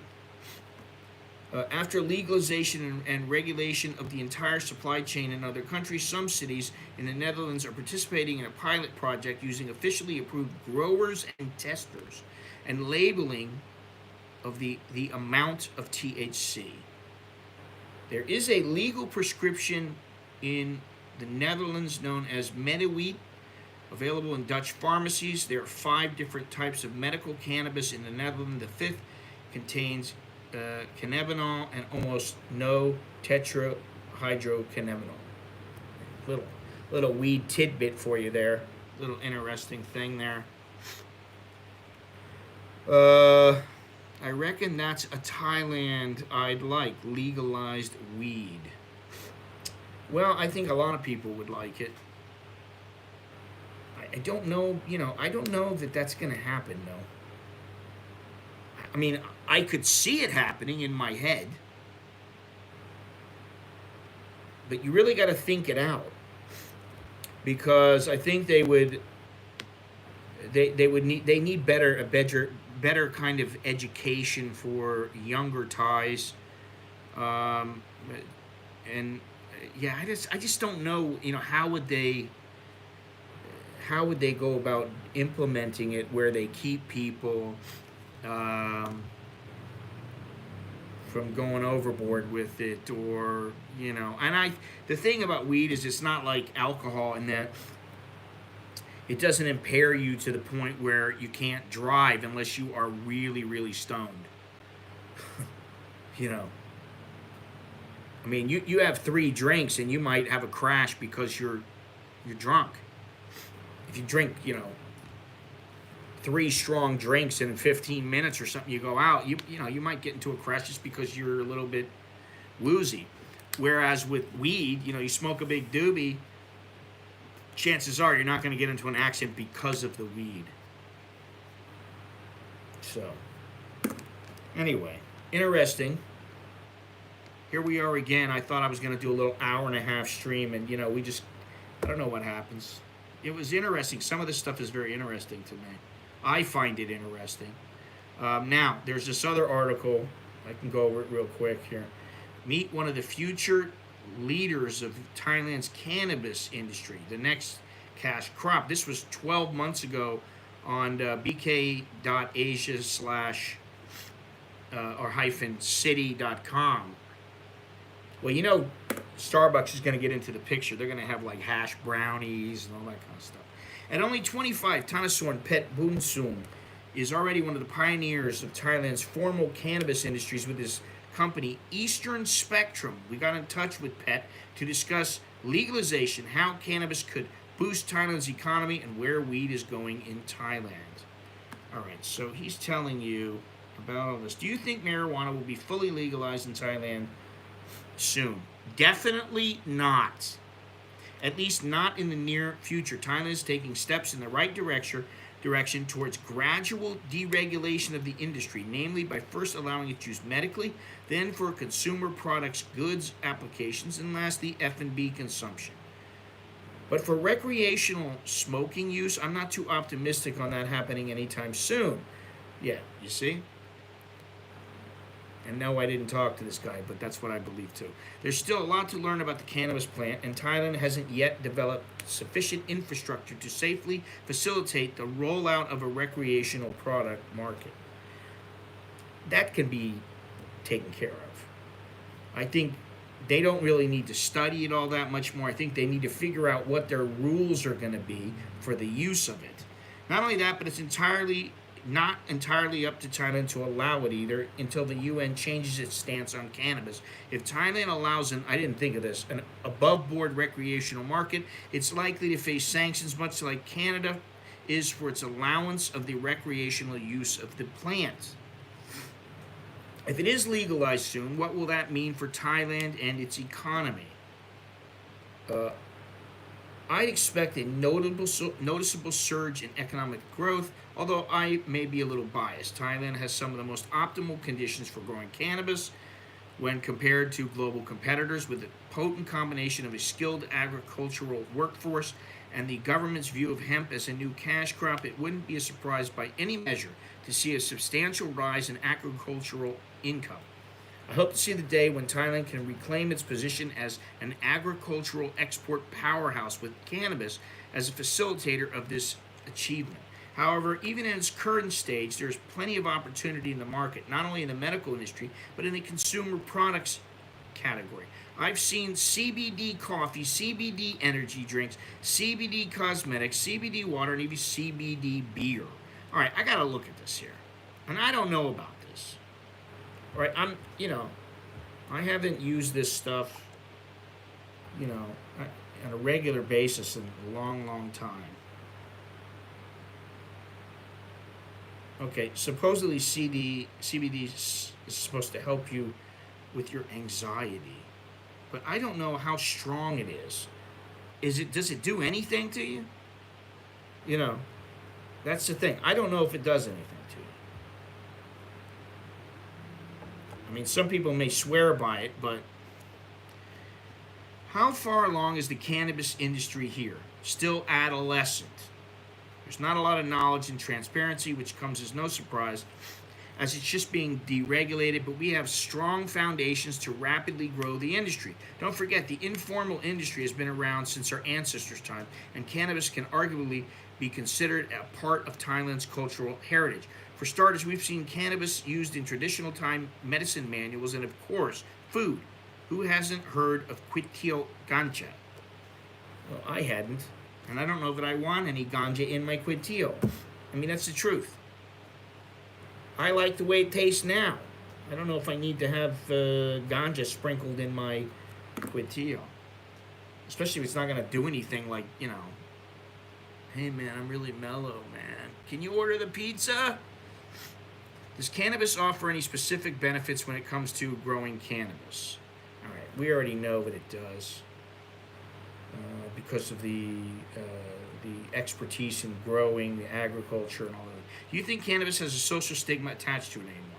Not as much as before, to be honest, and I would agree with that. The media has been extremely helpful in shining a positive light on cannabis. We've seen a lot of baby boomers accepting cannabis as a natural alternative remedy, mostly for sleep.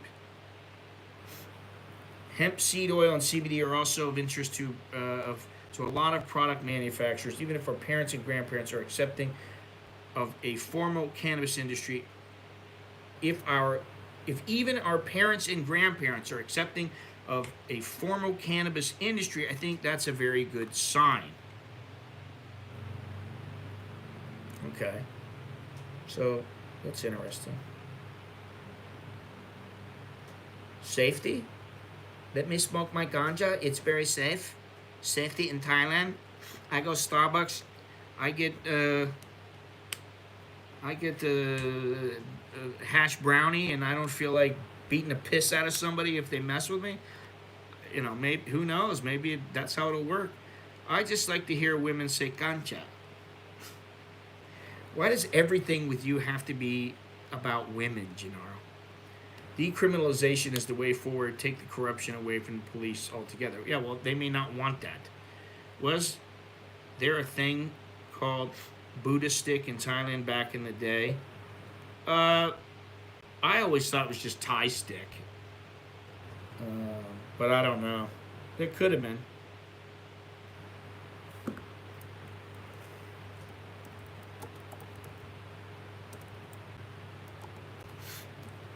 Let's see here.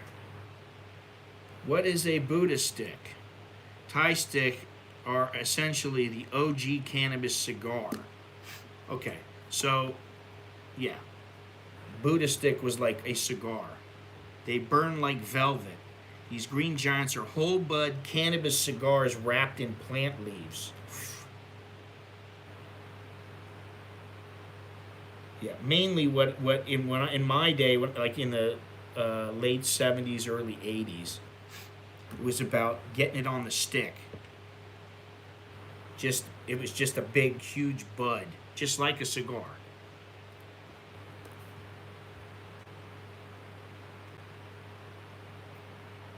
Ganja, ooh, ganja. Let me go on in this article because it is a little bit interesting here. Let's see. I'm going to go to this one. How do you feel about cannabis-based cuisine and some of the other novelties we've seen come out recently? I'm personally very interested, although I do find it a bit ridiculous at times. Nonetheless, I've seen ads for cannabis leaf krapow and can't wait to try it. See, I don't give a shit about that. I really don't. I don't care about that. It's fucking flavored. I had that tea.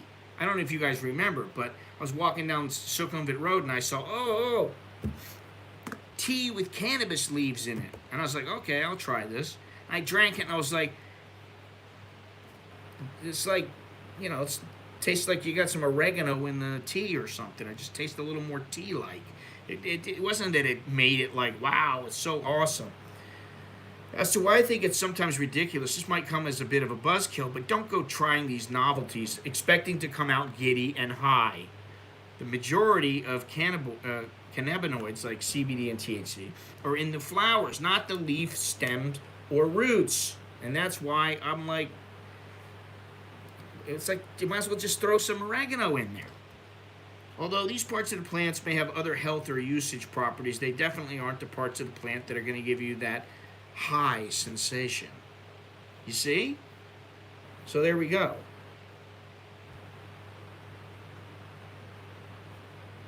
Now, what do you think the official position on cannabis is right now? Now, this was a year ago. I think it's very positive overall. The government is working hard to see deregulation come to fruition and allow the industry to be born in a safe and controlled manner. Okay.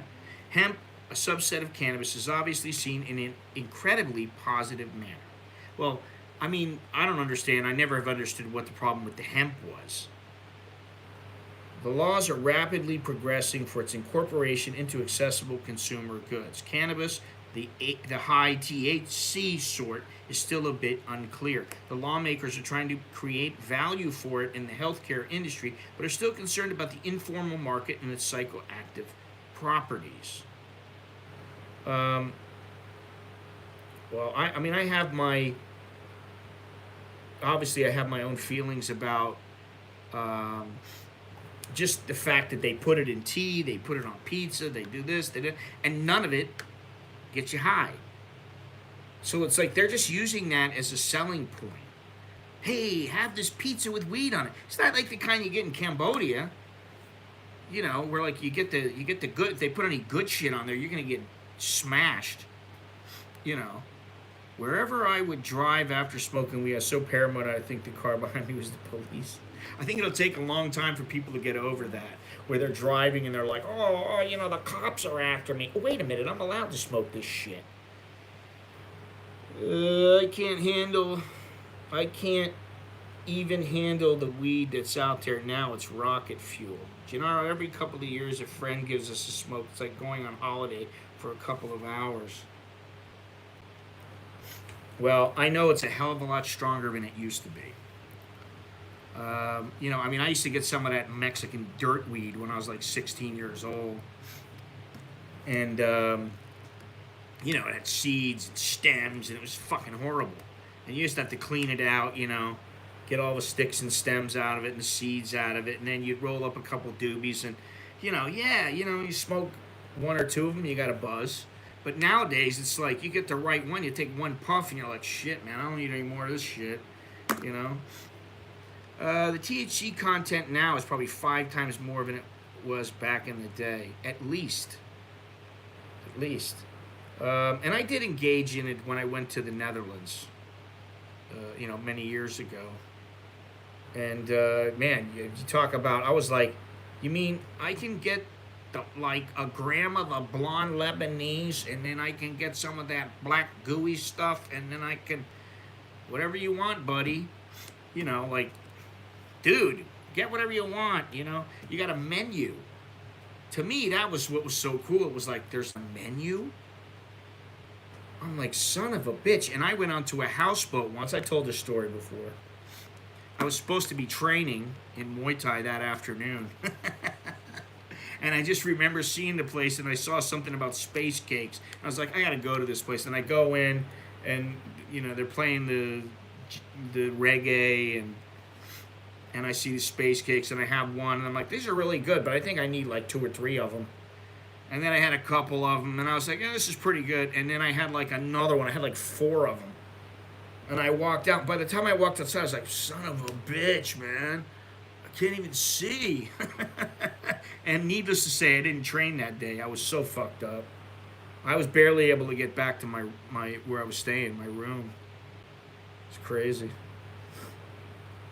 Yeah, black Afghan hash. Back in those days, it was a little bit different. But, you know, we're talking about 30, 40 years ago. So obviously things change. They've you know, apparently in the United States, my buddy tells me about it. They've got the business down there is it's fine tuned. You know, he goes to a dispensary. This one guy I know, he goes to the dispensary all the time, and he's happy. He's so happy. He's like, you know what, man? And he, you know, he's another guy. He's older. He's my friend, the plumber. And he's like 61 or something like that. And his hands are all just messed up, and he's got really bad arthritis, and he's like, man, I just eat an edible, I smoke a bowl, and I'm fine, man. Everything's cool. I don't feel that pain. Takes the edge off.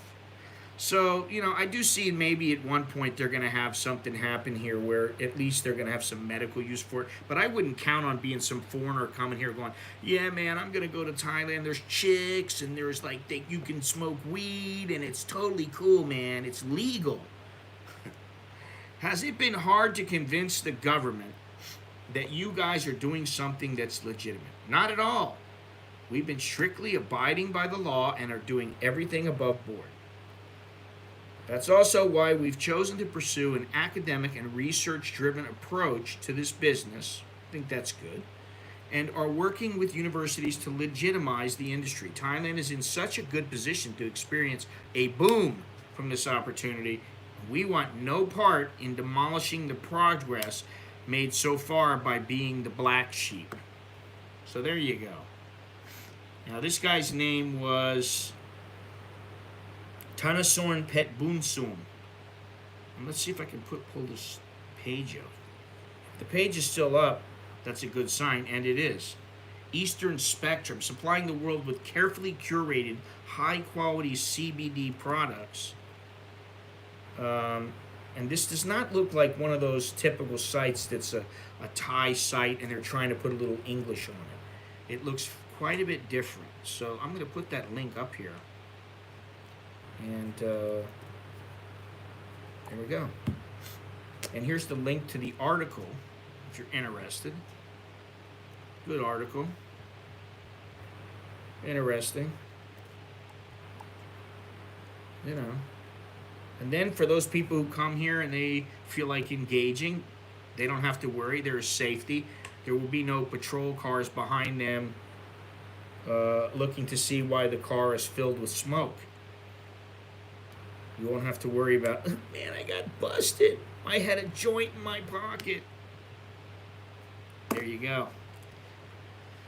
So, be a little bit more safe there. Anyway, I think that about wraps it up. We talked about the policeman who ran over the doctor, the ophthalmologist, why you should be safe going across the street on a crosswalk. We talked about the Thai guy got charged. It's really sad that he's...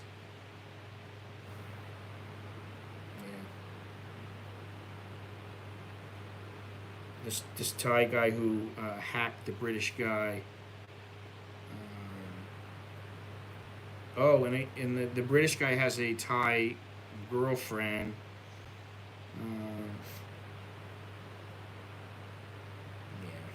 Anyway, all right, so let's move on from that. And then, what was this one? Oh, this was about the HIV epidemic in Thailand and how people have kind of forgotten about that. So don't let your guard... That's the thing. Don't let your guard down. Don't let your guard down. I didn't see that his head was cut off. I saw that he got hacked with a sickle. I didn't see where they said his head was cut off.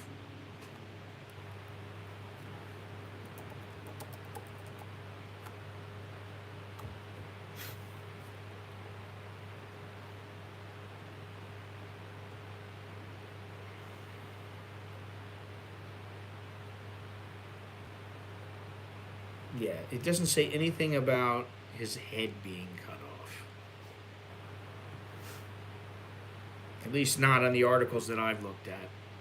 All right, so, but still, being hacked with a sickle, whether your head gets cut off or not, is not a pleasant thing. So be careful, and be very careful about how you speak to someone when you're asking them to move their car, to turn down the music. My buddy, he used to be in this apartment right off of Ratchapisek, and he used to tell me how his neighbor would always slam the door at like 3, 4 in the morning, and then they would play, him and his buddies would play the music really, really loud. And my buddy, you know, he's an older guy as well, and he would scream at him, to shut the hell up and stuff, you know. And I just told him, I said, listen, man, you don't want to be, you know, getting too crazy at 4 o'clock in the morning, 3 o'clock in the morning, because you never know what they're going to do. They could be high as shit. They could be on, you know, on the yaba and seeing stuff. You just don't know, you know. Or they could be like, hey, you know what, this guy, I don't like how he's talking to me. He's a foreigner. I'm going to get him. You just never know, so you got to be very careful. Mind your P's and Q's. Be smart. And don't get aggressive unless you have to. There's your tips for the day. Anyway, I was going to talk about that, but we already talked about the weed and how that's affecting things, and that's it. So thank you very much for joining me. I appreciate it. Consider becoming a member of this channel. You can hit the little join button down below. And for $3.99 a month, you'll get to see, like, some of the streams don't stay up. So there are some other little videos that nobody gets to see. $1.99 gets you the membership, but like $3.99 and above, you can see all kinds of little things. And you can join Patreon. You can use the Cash App. You can use the... What else can you use? Just everything's in the description. You know, really, I'm extremely bored with having to I'm always flogging something. I feel like I'm flogging something. I'm going to flog my t-shirt. If you want a picture of me on your t-shirt, if you want a picture of my lovely face on your t-shirt, you can get them in many, many different colors. They're at a reasonable price, and they do help. Of course they help, you know? So there you go. Thank you very much, ladies and gents. And until next time, I'm Scott. I'm an American in Bangkok. Chok di leo jerken mai. So I will see you all when I see you. All right? Ciao.